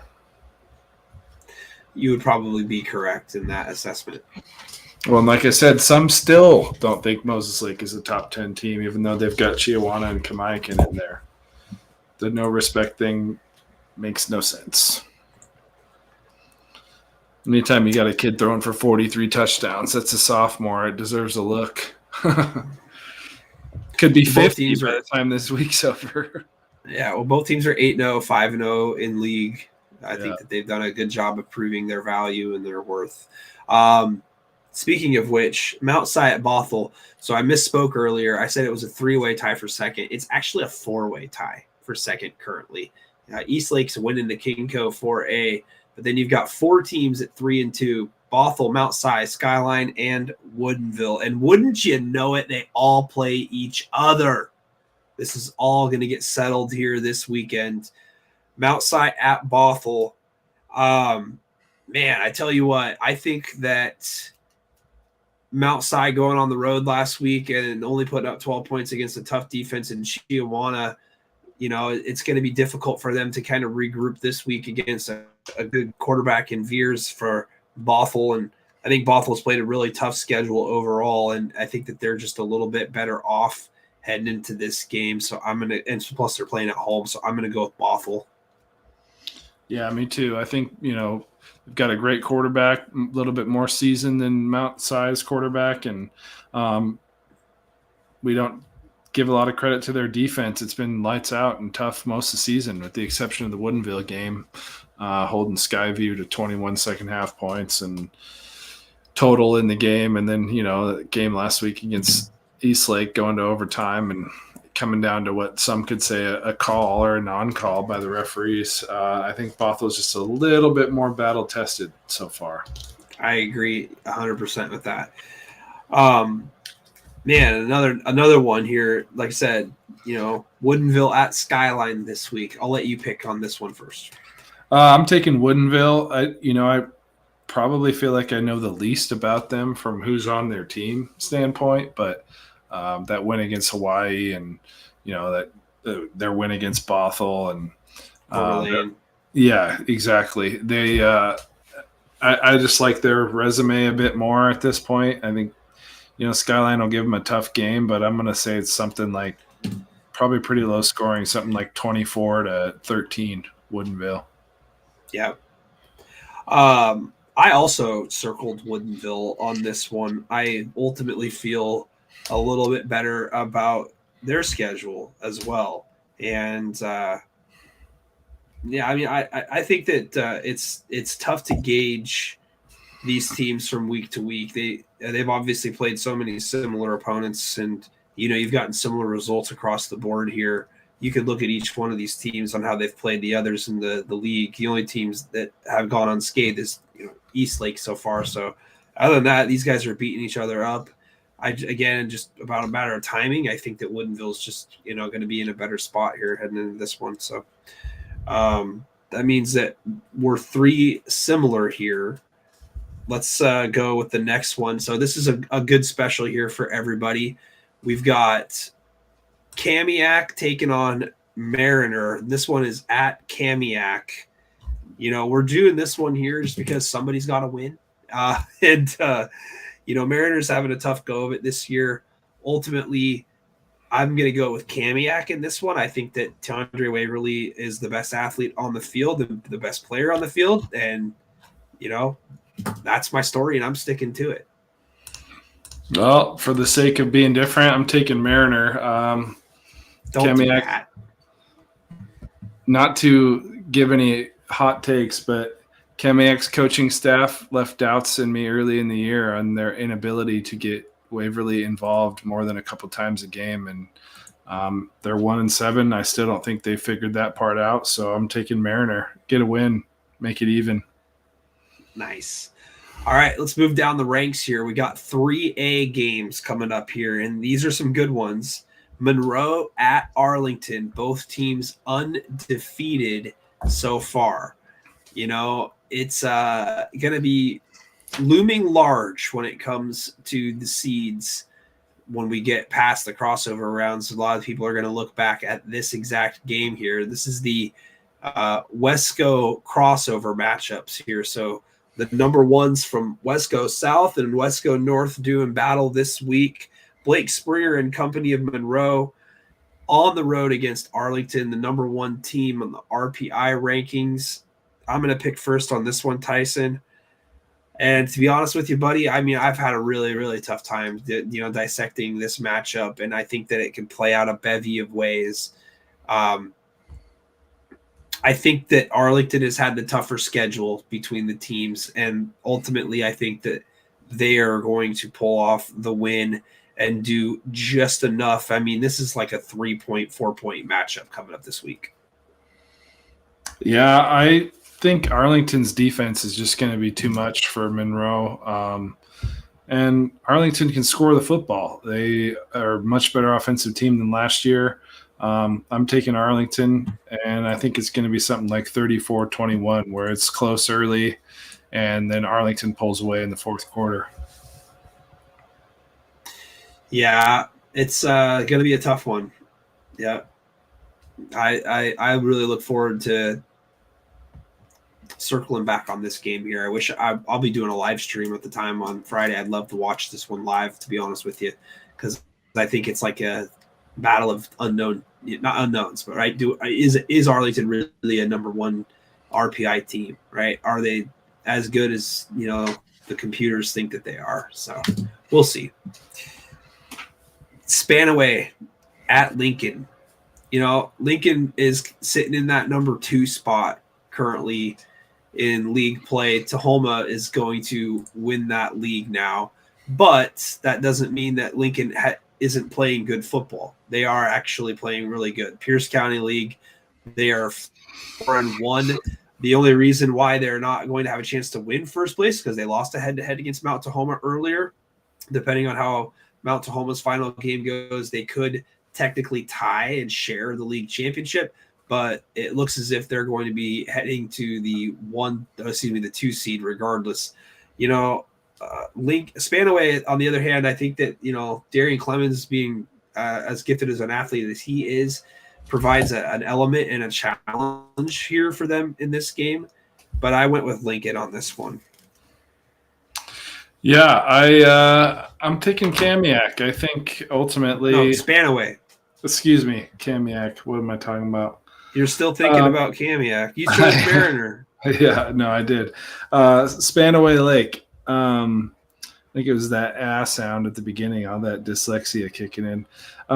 Anyways, Spanaway Lake, I am taking them. Ultimately, I think they're going to get up for this game like they did the Gig Harbor game early in the year.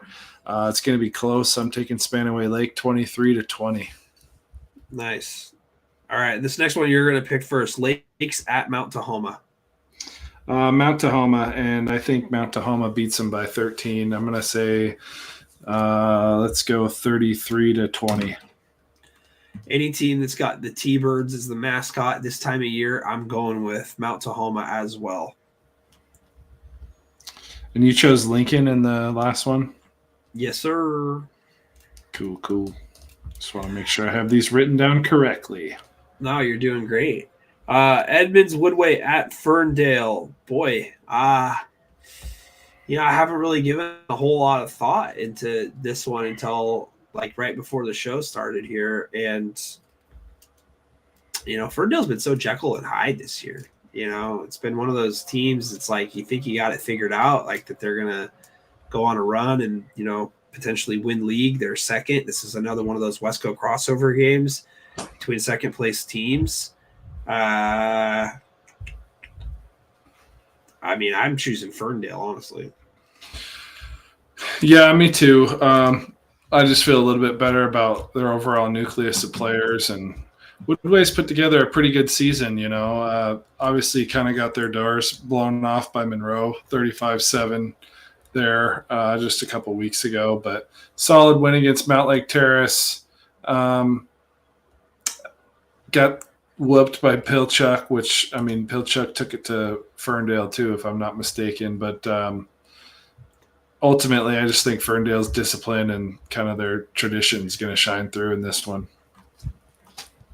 Yeah, it's going to be an interesting game. Woodway is definitely on that short list of teams that are like much improved over the season, So the other game it looked like we might have left off here was Auburn Riverside for first place in the North Puget Sound League. So we'll have to maybe keep an eye on that one there. Auburn's 7-1, sneaky. I don't know. We'll see what They got won the two. vouchers. They won the championship 2 years ago, right? Yes, I believe so. Yeah. The next game that I got here listed, you'll pick first. Juanita at Mercer Island. Juanita 6-2. Mercer Island 6-2. Big game here. Mercer Island currently 4-1 in second place in the 3A Kingco, and Juanita, the team right behind them. Winner of this one gets the 2 seed. Yeah, I'm taking Juanita 34-21. I think Dallas Soto to Nolan McWilliams is going to be more than Mercer Island can handle. Unfortunately, I disagree. I think Mercer Island's winning this one. Spencer Kornblum's a good quarterback, and I think that as long as it's clear skies or at least no precipitation, I like Mercer Island winning this one. Well, it is at Mercer Island, and we know that they're a rowdy bunch, so that should play a little bit in their favor. Just a little presumptuous. Anacortes at Linden, the 2A game of the week. This is obviously, the biggest game that the Northwest Conference can possibly produce, and it's happened 2 years in a row. You've got two teams undefeated in the league doing battle for the league championship on the last game of the year. There are no crossovers for the 2A teams. They will go straight to the state tournament. Anacortes could be playing for a 1 seed here, Mr. McCollum, if they get this victory. Linden would be playing for about a 3 seed, a 2 seed, maybe a 1 seed. It's a long shot maybe there. Last year, again, these teams were in this exact scenario, and it was Linden who went on the road at Anacortes and got the win. I think that Anacortes returns the favor and goes on the road and takes that nice defense that they got with them and slows down Linden enough.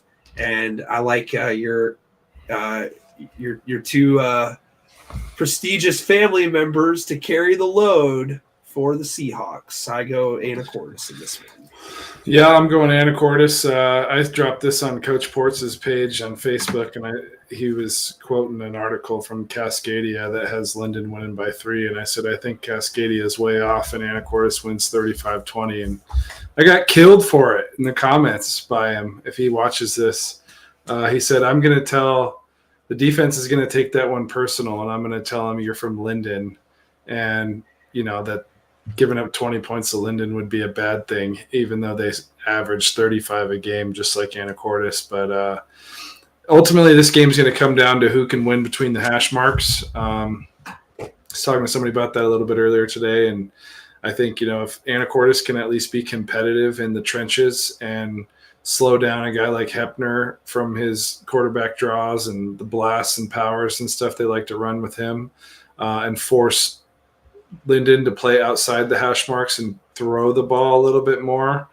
I think as long as Anacortes gets an early lead in this one, I don't think it's going to be as competitive of a game as it was last year. And I think the attrition on Linden's roster of losing 20-plus seniors is going to show why they've struggled a little bit more in some of those league games than Anacortes has.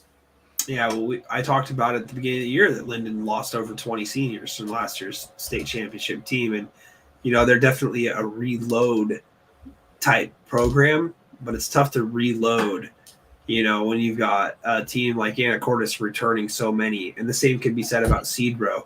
Cedro gave Linden all it could handle and just barely lost that matchup. And then if you look at common opponents, Anacortes, won by healthy margins against Archbishop and against Cedro and against Seaholm. So, yeah, I ultimately – I know that you're not playing those other teams, right? Along the way, you're just playing one team in Linden, and I have no doubt Linden will be up for this game. Both teams should be fairly fresh, having forfeit wins over the Coat Factory. Yeah, in the last 2 weeks. Matt and our buddy Matt's going to be on the call. That'll be awesome. Yeah, I'm kind of jealous, that bastard. Yeah, that'll be a fun one to be an announcer for, especially because he has seen Linden this year, but he hasn't seen Anacortes. So be interested to get his takeaways. Yeah, it's always fun doing a game with Matt. You should hear it if you haven't. Like we've done some basketball together at the state tournament last year, and we did a baseball tournament game down in a couple games down here for the District 4 baseball championship, Tumwater and WF West, and that was a lot of fun. It was like 11 walks in the game though, so we're sitting there like trying to pass the time talking about anything and everything. It's like an open book. It's a fun broadcast. He does you guys both do a good job. I definitely enjoyed listening to him do GK and Emerald Ridge last week. I bet. Yeah, it was. Yeah. I mean, if you're bored, you want to catch the last place, competition between Ari Long and Mark Morris this week. It should be awesome. It should be it's always a great game because of the rivalry. Both teams just don't like each other, so I love that. It's always a great element. Always makes for a good basketball game, that's for sure. Yep. Speaking of teams that are rivals, Renton at Highline. Highline and Kennedy Catholic have that, out of class rivalry. Well, Renton and Highline in class rivalry. Burien and Renton not too far away from one another. Highline seems to me a few steps ahead of Renton so far this season. And I don't know about the Red Hawks and how they're going to be able to handle all the weapons that Highline possesses. So I'm going Pirates. Yeah, me too. I'm saying Highline something like 42-10. They won't score 70 like they did against Foster, but I think they win pretty soundly. All right, you're doing this next one. Woodland at Ridgefield for the Greater St. Helens League title. I'm sticking with my boys. I jumped on their wagon early with that win over WF West, and I think Ridgefield, whether or not Anderson plays, I think Ridgefield wins. So I'm not going to make it contingent on that, but I'm going to say Ridgefield's got, they're 7-8 deep on good athletes that can run and hit, and that's just what they need to play a team like Woodland. So 27-14 Ridgefield. I am also going to go with Ridgefield in this one. No way. Yeah. That surprises me more than any pick so far today. They've won 5 straight in the rivalry. It's more of a forced rivalry by distance and stuff. It's not that these aren't two teams that are just like going to look to get after it, I guess, against one another is what I'm saying. Like it's going to be a backyard brawl type game. It may play out that way because both teams play in a phone booth. But Ridgefield can throw the ball, and I think they can throw the ball a little bit better. And, it's quite a bit different playing a game against a team for the league championship than playing against the last place team, ahead of the game that you're going to play for the league championship. But I think Ridgefield is ready to go for this one. They got the home crowd going in it. I don't see them losing a third. This would be their third home loss of the year, if they drop this game. And I just don't see that happening. And I'm always questioning when you got a guy that, got himself injured late in the game the week before, and he happens to be your star player, and you have no idea what that can do for confidence. He's got to be confident to play on it 100% if he is playing. And if he's not playing, your teammates have to be confident that they can pick up the slack. So I feel just more confident in picking Ridgefield here in this one. I'm about 75% on that one. Right on. Well, so far we've only got 3 to differ on. That's enough for us to decide a winner and a loser for the regular season, buddy. But there's going to be 20 games for playoffs next week that we can pick too. We're not done yet. You still got a chance to catch up. Oh, yeah. Next game, battle of teams that started out the year very well. And over the last couple of weeks, ever since we started talking about them, not so much. LaSalle at Natchez Valley. You just went first. I'm going to go with the home team, Natchez Valley, in this one. I picked them last week, and it wronged me. And I have been waiting for LaSalle to kind of break out, so to speak. I mean, obviously they were 7-0 until a couple weeks ago, and I think they went down to Toppenish and lost 28-0. But I think they're plenty loaded to rebound, and frankly, they pretty much have to solidify a solid chance at picking up a playoff spot. So LaSalle 27-20. Next game, Cascade Christian at OMAC. Tough game to pick. You're going first on this one. Well, Cascade Christian is legit. On paper, resume-wise, and everything else this season, I'm picking Cascade Christian, but there's something about coming east and playing a team like OMAC that, have gotten their doors blown off by the likes of Okanagan, but then they turn around, they've blown the doors off Chelan. I think they're just going to show that they are kids from OMAC, and this is no slight to any private school kids, but I think they're just going to be too tough, and especially that it's at home game for them. So I'm taking OMAC 27-16.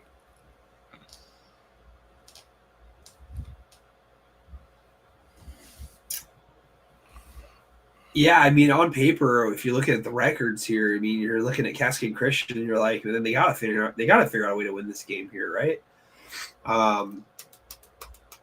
They just had a good win against Life Christian a couple weeks ago.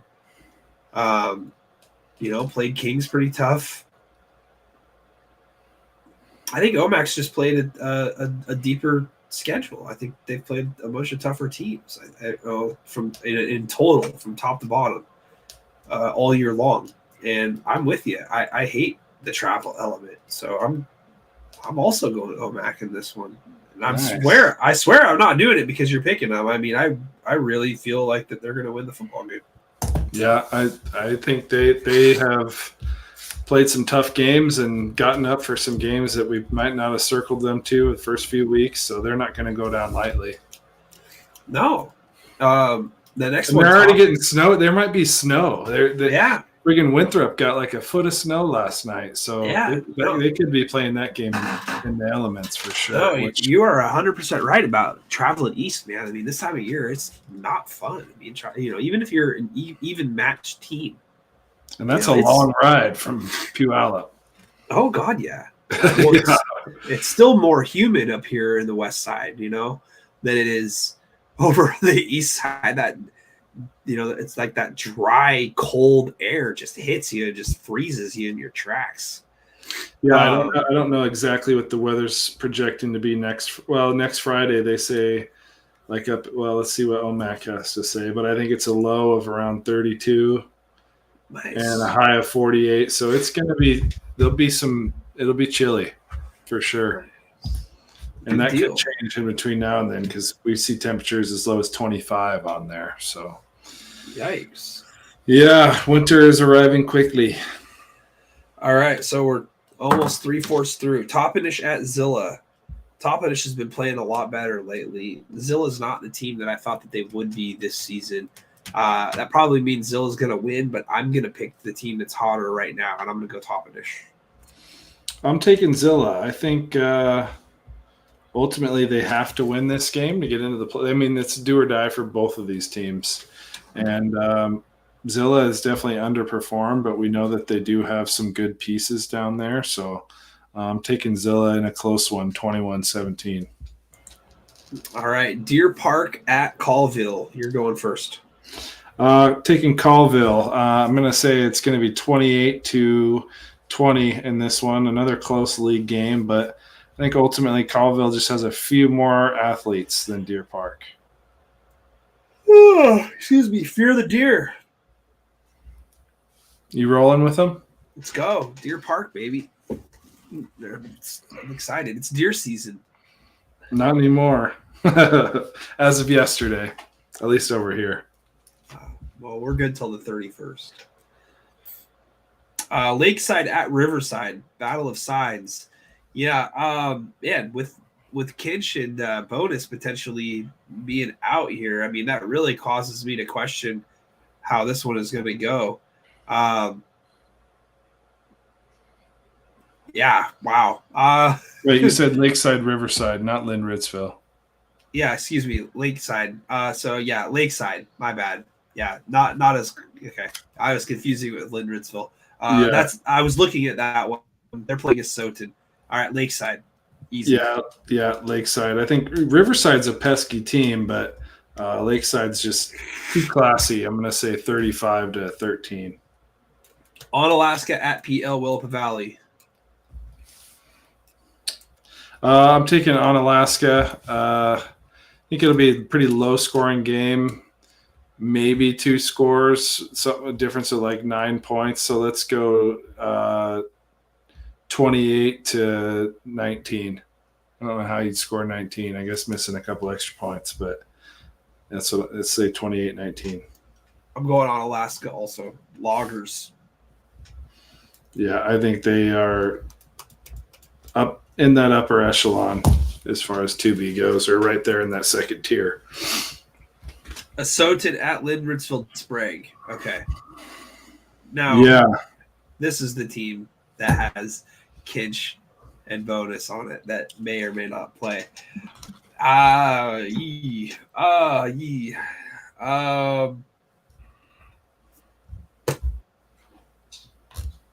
Lynn Ritzfield Sprague, I guess.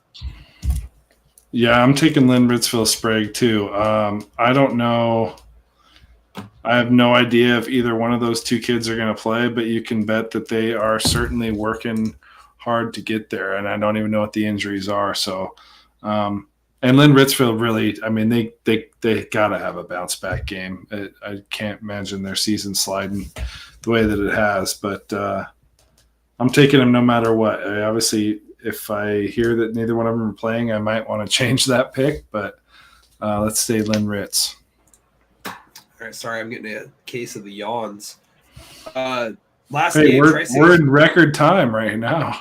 Almost, 3 hours, yeah. Tri-Cities Prep at Columbia Burbank. Columbia Burbank played a tough game last week. Didn't do too awful in that game against Riverview. Another team here in the Tri-Cities area with obviously Tri-Cities Preps. Duh. Tough to decide here on this one, though, buddy. I don't really know which way to lean. So I'm going to go with the home team, Burbank. I'm taking Tri-Cities Prep, and this comes off of their common opponent of Riverview. Riverview only beat Prep 17-14, and they beat Columbia Burbank 26-13. So I think Prep's flying a little under the radar at 5-3, and beats Columbia something like 21-10. Nice. All right. Well, that totals out our 20 games for this upcoming week, and I'm taking a 1-game lead into the standings. What's the total standings again between me, you, and Devin? Because he's not too far off here. So you are at 110-50. I'm at 109-51. Devin's at 101-59. So he is 8 games back from second place. And then Matt checking in at 25-15. All right. Well, cool, man. That's the show. That's it. That's for high school. What do you got? Yeah. Anything else to add? No, not really. I mean, there's a few other big games we kind of briefly touched on, like the Gig Harbor Yelm that does decide the league champion there. Auburn, yeah, Riverside, right? Yeah. I mean, Mount Baker, Linden Christian, very slim chance that Mount Baker could do something with that one. But if they do, that would throw a huge wrench into that league again. Connell and Royal, that's a game that I think, on paper, you think, oh, Royal's going to beat him by 40. But knowing the kind of tradition and passion that Forsyth is putting into Connell and the kind of player his own kid is, Jackson, and he's got another son on the team. And that's a game that every single year they circle it on the schedule and they look forward to playing that game because it is in their league. They know Royal's the cream of the crop. Connell really has played a very respectable schedule to this point of the season. I was looking at their schedule the other day, and their losses, I mean, they got blown out by Nooksack Valley, but lost to Othello on the road week 1 by 7. Othello's proven to be a little bit better team than we think. Obviously, Nooksack blew their doors off. La Center, they played 41-28. I mean, easy win for La Center, but still, they were within 2 scores of La Center in that game. Lost to Toppenish by 10. And that's their 4 losses. So they're going to give Royal a good fight in that game. I'm not saying it's going to necessarily be, a one-score game or anything, but stranger things have happened. And you know that since week 1, that's the game they've wanted the most this whole year. So now all of a sudden, LaCenter's a measuring tool for teams on how good they are. I got it. Okay. 2 weeks later, I'm just mentioning that they've played a respectable schedule, and all those losses are to decent, at least decent teams. And when I mean decent, I say Othello and Toppenish, but the better of that schedule is obviously in those losses is LaCenter and Nooksack. And, I think they played them as good as some of those other teams would that are down near the bottom of the top 10. Man. James says usually the 2 televised games on YouTube is the STSPN and yours truly, Nick Sisson at N2 Media. Thank you, James. Absolutely. We almost always are on each week. Yeah, STPSN does a good job. I love their camera work and think it's great. And they have multiple angles and stuff and a good switcher and a good setup. Post-game show is pretty cool. Yeah, everything they do is good. I think that, they've done a great job of highlighting athletes in the Snohomish area for sure. Speaking of that area, the game that James is mentioning is Lake Stevens at Glacier Peak. The reason we didn't pick that is because we were both definitely going to be picking Lake Stevens in that game. I just think that Glacier Peak is kind of weak this year compared to where they were last season. And obviously Lake Stevens hasn't fallen off pretty much at all over last season. Haven't beat them in 11 years. Yeah. So I'm not really too concerned about picking that game. I think that's like, old school Oregon against like Washington, decade of dominance. Yeah. Yeah. If the Glacier Peak team of last year couldn't do it, this year's team can't do it. Yep. Yeah. We'll see. Yeah, I don't really have anything else to add. I guess that Yelm and Gig Harbor game, I mean, I guess it could go, closer than some people think, but I'm just not on that. Yeah.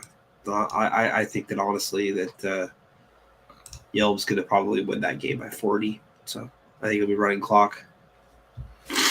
Yeah. I mean, it would take a heroic performance from Benji Park, but Yelm's just so deep. It's like I said, we had a tournament of 4 teams in Yelm, Graham Kapowson, O'Day, and Lake Stevens, I'd be hard pressed to not pick Yelm to win that. That's how good I think they really are, even though they are number 2 ranked in 3A, and it's hyperbole per se at this point to split those hairs because we won't get to know until playoff time, but it's not often you see a team come from a smaller area at the 3A level and put together that loaded of a roster.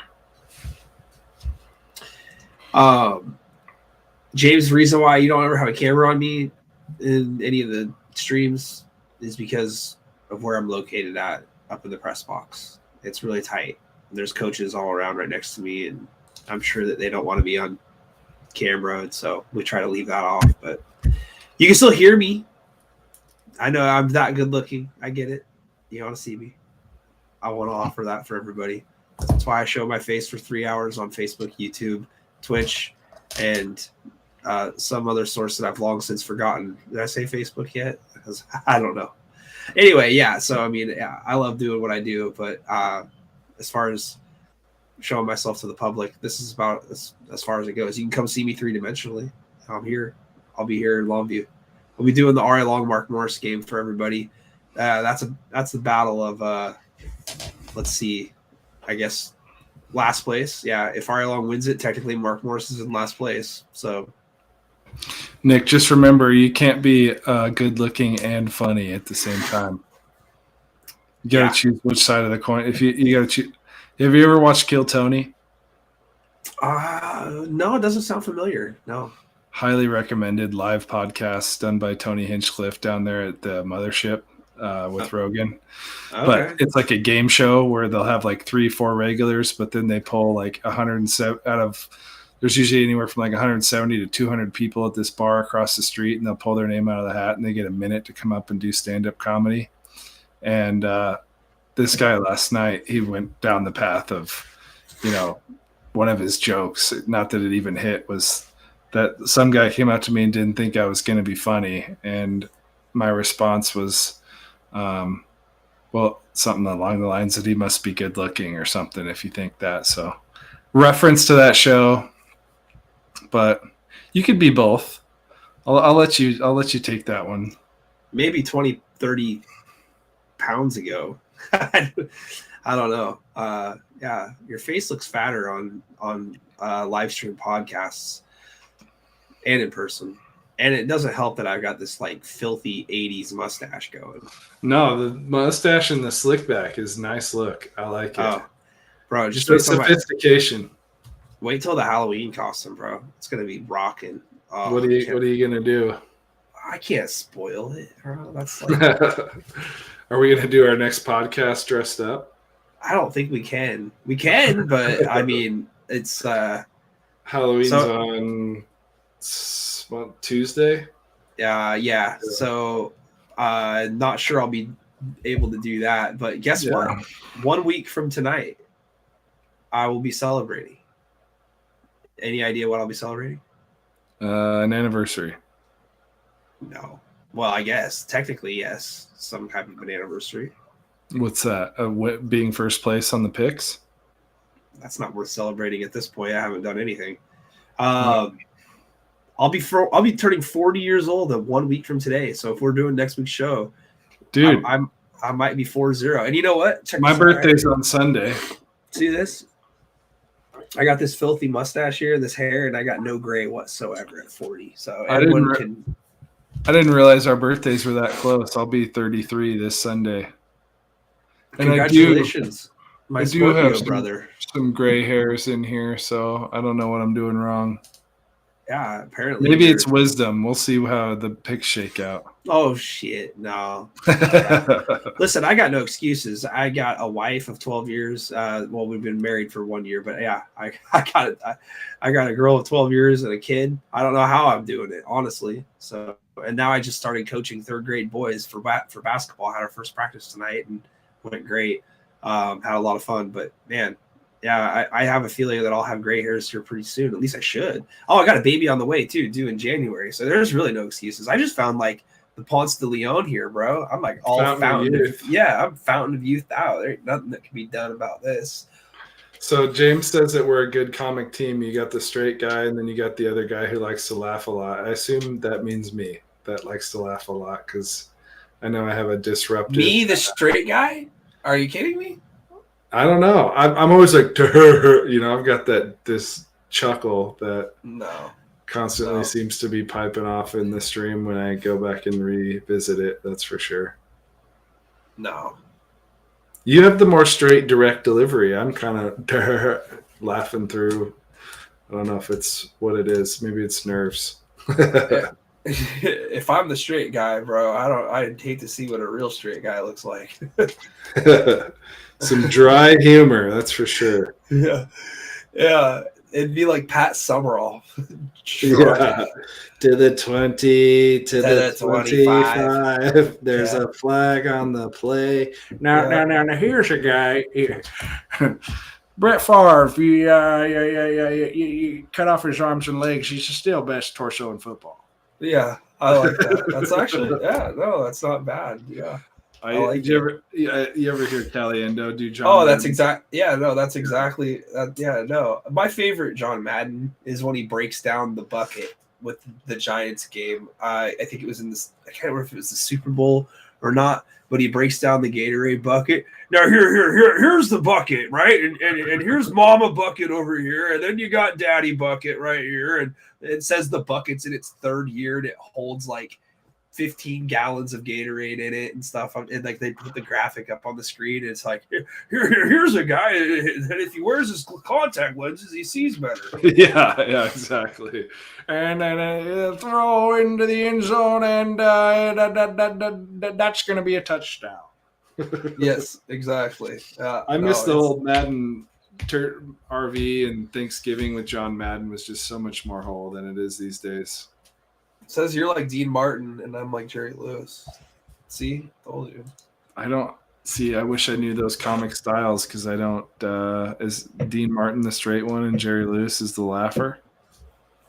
Jerry It's Lewis beyond, is the jokester. Yeah, it's Jerry beyond Lewis. my. But Jerry Lewis gets all the ladies, so Dean Martin actually does a pretty good job singing to the ladies. Well, I think my dad was partially named after Dean Martin, so I guess that fits. Yeah, I'm the street guy. somewhere What does the street guy mean? beyond the sea. I got street smarts. Is that what that means? I'm trying to parse James at this point in the night, and I don't know how easy that is. Yeah, you thug selling dope on the street. Straight. Oh, straight guy. I am straight, James. I will say that. Yeah. All right. Yeah. I appreciate all the compliments on me being Jerry Lee Lewis here. Yeah, for sure. Nutty Professor style. It's a classic. Well, I guess we could put a wrap on it. Go watch Kill Tony. You'll love it. I think I'm gonna go down some chicken bones, bro. I got this big chicken, from earlier today. I think I'm deserving of that. Maybe a refill on my water. Some chicken tenders and Caesar salad tonight ourselves. Yeah, I like that. That's good. Meal. Yeah, no, I'm hungry. Some wasabi. Yeah. Have you ever had the wasabi almonds? No, see, I'm not a big fan of wasabi, honestly. To tell you the truth, anything to do with an ingredient that you'd find in a sushi roll of some kind, not my jam. So my wife, 10 years ago, 11 years ago, we went to a teriyaki place, and they also serve sushi because it's Japanese. And she ordered just the most basic California roll, with crab, imitation crab, and avocado and stuff in it, and cream cheese and seaweed and rice. And so she gives me a bite of it, and I literally almost vomited on the table. I was just not doing well for some reason. And wasabi's obviously included into that and stuff, and tried it with the sauce, and it's just oh gosh, it's too hot. And then you like horseradish? I mean, I've dabbled with it, but with prime rib. And when I mean dabble, a pin drop size of it. It's just it's so strong and overwhelming, and it's got this weird heat to it. It's just I love that sinus clearance stuff. I guess I'm a freak for hot food though. If I'm ordering pad thai, I'm going 4 or 5 stars just about anywhere. What? Oh my god, I could barely do a 3 or I mean. Well, the one time I did, the first time I did pad thai, I think was chicken pad thai, and I did a 3 on it, and I was freaking hurting. It was not fun. And then the next time I did it 2, and I was like, this is still kind of moderate. My palate is not diverse, the offenses that we were talking about here tonight. So it's I don't know. I mean, I'm not I have to have burger and chicken tenders type guy. I mean, I can have some other stuff that you don't quite have a Portland palate. Let's put it that way. Huh? No. But at the same time, a little more calzo. If you had some some fresh sturgeon or something, I'm down. Let's get some sturgeon going. Some steelhead, not so much. I'm not really. I don't really like the pink fish as much as I like the white fish. I'm definitely more into the sturgeon, into the halibut. Crab, even if it's real crab, I mean, it's just not my jam. I did try lobster one time, and with a lot of butter, it really wasn't that bad. It was kind of rubbery. Have you ever had a scallop? Yeah, I've tried a scallop. Love scallops. Pan-seared with garlic butter. We have this really fancy. Yeah, we have this really fancy restaurant that is down in Portland. It's called El Gaucho. I think that they have it in Seattle as well. Is that who James is talking about? No, he's talking about the ribeye, which is in Chehalis. And ribeye is good, actually. The cowboy steak is pretty good there. It's definitely an at-home comfort food type place, a Texas at-home type joint. But yeah, no, it's so El Gaucho, right? I tried. They have these really good tiger prawns. It's a Cajun sauce. And it wasn't too bad. I mean, my palate's not super diverse, but at the same time, I mean, I'm not gonna straight up not try stuff. Sushi though for me was like a huge no. Like I just couldn't. I've been there with sushi before. I got food poisoning one time, and sushi was the last thing I ate. It wasn't what made me sick, so it ruined it for me for like 4 years. But I'm finally back to where I can eat it. I just can't eat the stuff with cream cheese in it or it's like a texture thing. Right, and I agree with you because cream cheese, like when you melt it down, so that's one of my like I kind of cook, right? I dabble on some cooking. I love to cook Italian food, right? And I'm not Italian, right? But at the same time, I like to make like a fettuccine and like a cheese butter sauce, and I'll usually melt down like a whole stick of butter, and I'll put cream cheese in there, and I'll let that thing like bubble and simmer for like 30 minutes. And cream cheese is so tough for it to break down, but if you add enough cheese and add enough milk, it'll kind of somewhat come together and congeal, and it makes like one of the best Alfredo sauces. It's so tangy, the only type of Alfredo that I've ever had that like even kind of compares to it is the type that when they take like the gigantic Parmesan cheese wheels and then they heat it up with like a flambe on top, and then they melt it down, and then they kind of just like roll the noodles over the top of it, and it like literally like thickens and cakes onto the pasta as it starts to cool down. That's the only other type of like Alfredo sauce that I mess with, and I'm like, oh my gosh. Yeah, if you like cream cheese melted down, binded with stuff, I stumbled into this. It was a jalapeno popper dip that I made one night. We usually used to stuff them with cream cheese and like sausage and Parmesan, and my girlfriend bought Serranos instead of jalapenos, and I'm looking at them one night and I'm like, how am I going to stuff these? This is like stuffing a green bean. I mean, they're so I diced everything up and threw it in a pot all together with some Jimmy Dean that I pre-cooked. And I tell you what, that is the best like Super Bowl game day dip you'll ever have in your whole life. Yeah, no, I totally am down with the cream cheese and the dips, like cream cheese, Rotel, Velveeta, all together. Oh my goodness! If you're into Super Bowl parties and football parties, I mean, that's where it's at right there. Velveeta and beanless chili is another one that's awesome. You know what they call beanless chili? What's that? Cincinnati style. Interesting. Well, all they eat in Cincinnati is chili dogs, so it makes sense. Yeah, Cincinnati chilies and no beans. I flew into Cincinnati last year on a work trip and with my boss, and we're trying to look up like best places to eat, and all we were getting was like hot dog restaurants. I was like, is this really as like complex as it gets out here in Kentucky and Cincinnati? It's like the chili dog is the staple of that part of the country. Yeah, I can not doubt that for a single second. That seems like a very Ohio food. Yeah, not a very diverse palate out there, that's for sure. Although I love a good chili dog, I will say. Yeah, it's like not to continue to get sidetracked on this. I mean, James, is this like, better than your cooking shows at this point? I think our recipes are up there. Yeah, fuck Gordon Ramsay, man. No, but seriously, yeah. So the one thing with the cream cheese though that's kind of got me all questioning life is that cream cheese Seattle dog that they've got.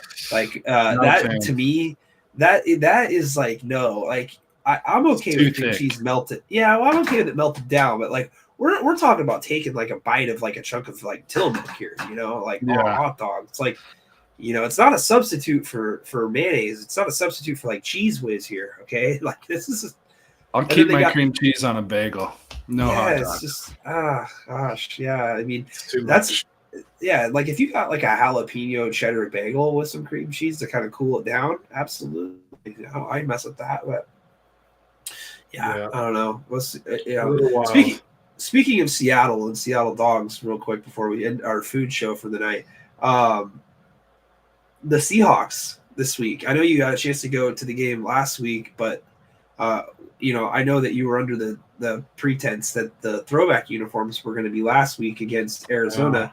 Turns out it's this week against Cleveland, and they're going to like be redoing like the 50-yard line with the end zones and everything. So I mean, it's going to be all out 1999. Let's go. Yeah, it's going to be awesome. And DK will be back.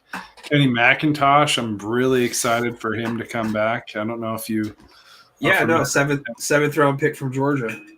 Yeah, I mean, looks like a steal. You go look at his film from Georgia, and that's a nice element we could add to our team that, if we want to get the running backs even more involved than outside of K9. Him and Charbonnet, totally different animals, and I'm excited he's coming back. And then I think D. Eskridge is coming back. Signed Frank Clark today. That was actually pretty big. Well, they lost Wosu, they lost Owusu for a torn pec, and that's probably a done for the year type deal. Season-ending injury. Yeah, I'm excited that they brought in Frank though, because I think he can still play, and he's maybe not the guy he was 5 years ago, but last time we saw him and Jaron Reed play next to each other, they were awesome. No, so I mean, there's nothing wrong with adding more pass rushers, and I think that Daryl Taylor and Mario Edwards have had, solid years so far. I think Draymond Jones is starting to get a little bit better too, and kind of get his feet underneath of him, on a new team. And I know he wanted to play for Seattle after he had Shelby Harris from Denver get traded in that package for Russell Wilson. I know he wanted to be a part of that package, but ultimately was not able to be a part of it. But so it's like, if you look at it like that, it's like, we get Shelby Harris, we get all the picks, we unload Russell Wilson, who apparently sucks, and then we get Draymond Jones in free agency the next year. It's almost like we got him in the trade, And then to see us trade Frank Clark for a first rounder, and then we get him back a few years later. I mean, I don't know if us having him at any point over the last 4 or 5 years adds like a trophy to our case. I don't think it does. But, this season, I think that it's nice. And with San Francisco kind of stumbling and Brock Purdy looking like shit the last couple of weeks, they have a game against Philadelphia at home later on in the year. You could be talking about a Seahawks team that is in contention for that, 3, 2, maybe 1 seed, depending on how things go down the road. Yeah, and I just want to address, saw James talk about DK and his personality. I think if you are any fan that's on the side of the coin that you think DK should be traded or DK needs to change, you're dead wrong. I mean, if you had him go out, does he make some stupid mental errors? Yes. Is it part of his game in what he presents on the field every single game? Yes, 100%. I mean, look back to our Super Bowl teams. We had Breno Giacomini, decent right tackle, got a personal foul call every single game. Did it hurt us sometimes? Yes. In other moments, was that edge that he provided to the team like crucial to when the game gets tough and add an intimidation factor more important than those penalties? I would say that they were. If you saw DK completely change his personality, I mean, it's not like he's causing fits in the locker room and going over to Gino and yelling at him, throw me the ball, like some of these old divas we've seen. He's taking it out on the other team, not his own. Do his penalties hurt his team occasionally? Yes.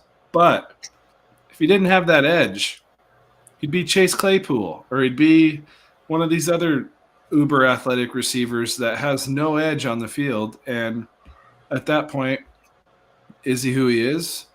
I think, the same people saying that are part of the same crowd that are calling for Gino's job right now too. I mean, has he played his best football recently? No. But, what if Russell was still the quarterback in that situation with that offensive line? What would we be saying about him at that point?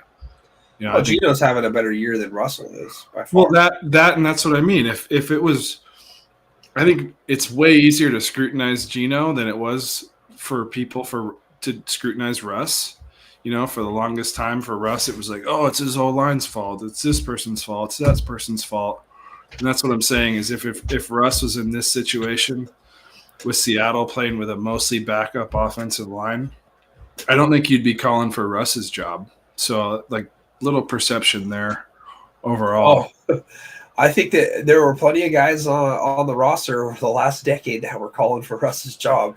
So, I definitely was a part of that crowd, but the nucleus of fans that complain about certain elements of the team, and it seems like you could parlay it across all of those different, like this needs to change. It's like, no, it's what makes us who we are. We got to have edge. I don't think that anybody really wants Geno to be benched. I think that they just want him to make better decisions. And I think that the frustration with Geno doesn't lie in the fact that people think he's a bad quarterback. I think last year he proved that he can be a good quarterback. And I think that that's where the frustration lies, is that you look at what he's capable of doing at times and, you're like, okay, why can't we get this on a more consistent basis? Because it seems like that you're really good. You proved everybody wrong last year, threw for 4,000 yards. So, how many times did Russ do that, right? I mean, a couple, but Russ was mainly like, sorry it takes so long to make this point, but Russ was mainly just like a glue quarterback. Right? I hate using the term game manager, but the guy's a midget, right? If he didn't have his legs and his ability to escape pressure and the ability to step up and run, like he's not successful. Like Marshawn Lynch and company, the offensive line, that was the identity of the team, the defense, the ability to run. Like you said, the Jacques Minis of the world, who are out there, pushing the pile. The whole dynamic of the Seahawks changed the moment that they decided that they were going to trade Max Unger for Jimmy Graham. As soon as that happened, the identity went out the window. Unger was like our Jason Kelsey. Yeah, they lost the Super Bowl, and they're like, we need to throw it on the one more often, so we need a big target to do it. So let's get Jimmy Graham. It's like, what are you doing? It's like that was your identity is that you didn't run the football, not that you needed Jimmy Graham to throw the ball to. You needed to run the ball, and you needed to keep that identity. And I think that if Russell Wilson's the quarterback last year or this year, I think he stinks. I think he's on the verge of being ran out of the league. Honestly, he's borderline a bottom 5 quarterback right now. I mean, the dude that just came in for the Bears, who I don't even know, Tyson. He played way better than Russell Wilson has all year long in one game. So, real quick, Jake asks what our take is on the Michigan football news. I'll tell you what. If you ain't cheating, you ain't trying. And if the same people who are going to be loving Pete Carroll here in Seattle, or are going to be the same people that say that the dude at Michigan is a cheater and Jim Harbaugh's a cheater and they're doing all this, it's like, listen, this is just one guy who got caught, right? Is it right to have somebody buy tickets and go to a game and film it illegally? Probably not.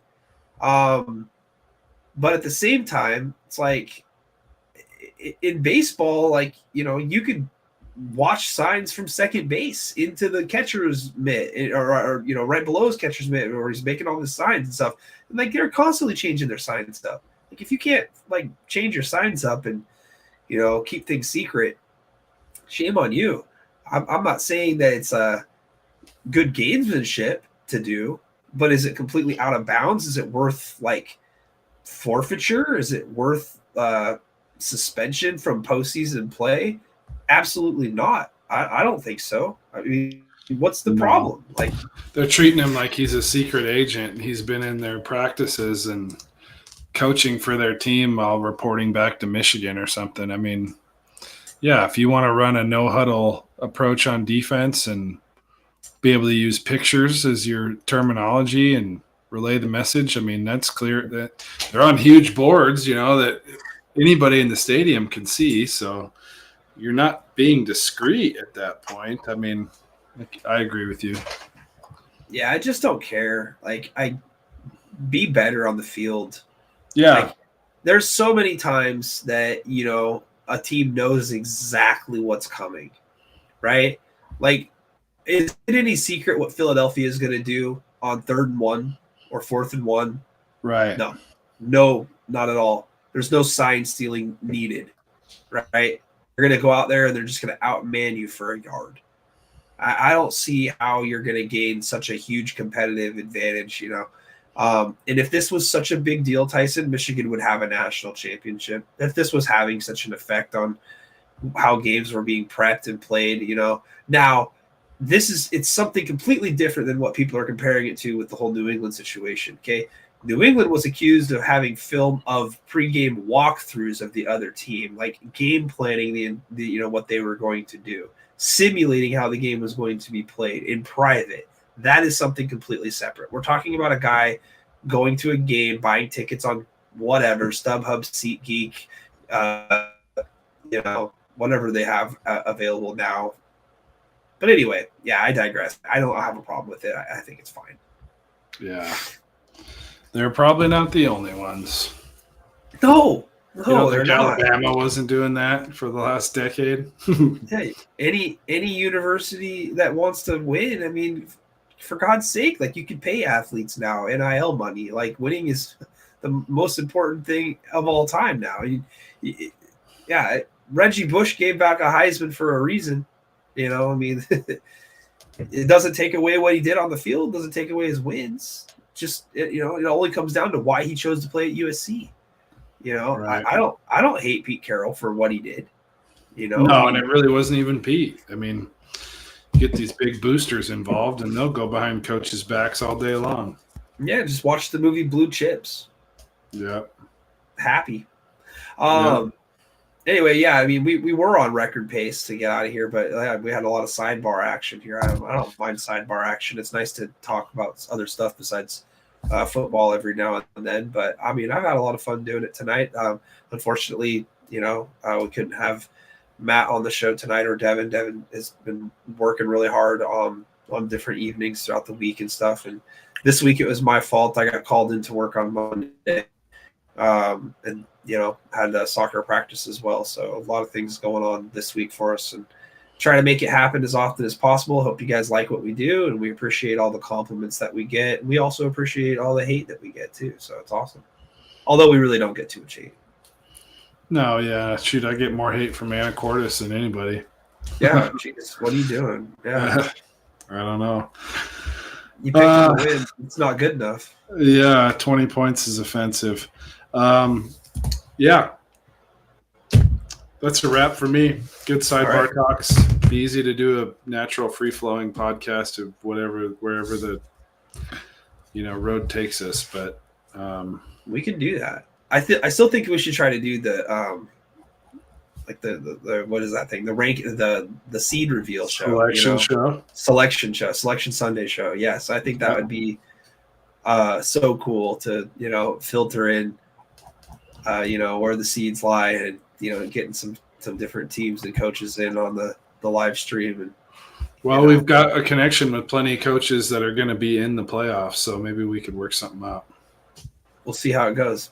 All right, guys. Well, thank you for tuning in to tonight's show. As always, week 9 coming up, starting tomorrow. Games all the way through Saturday. We will try to be back again next week to talk about the continuation of crossover rounds, teams that have already punched their ticket to the state tournament, and who we think will join them coming up in week number 10. Nick Sisson of NT Media, Tyson McCallum of Recruit Radar PNW on Twitter. Thank you guys so much for watching. We'll see you next week. See ya.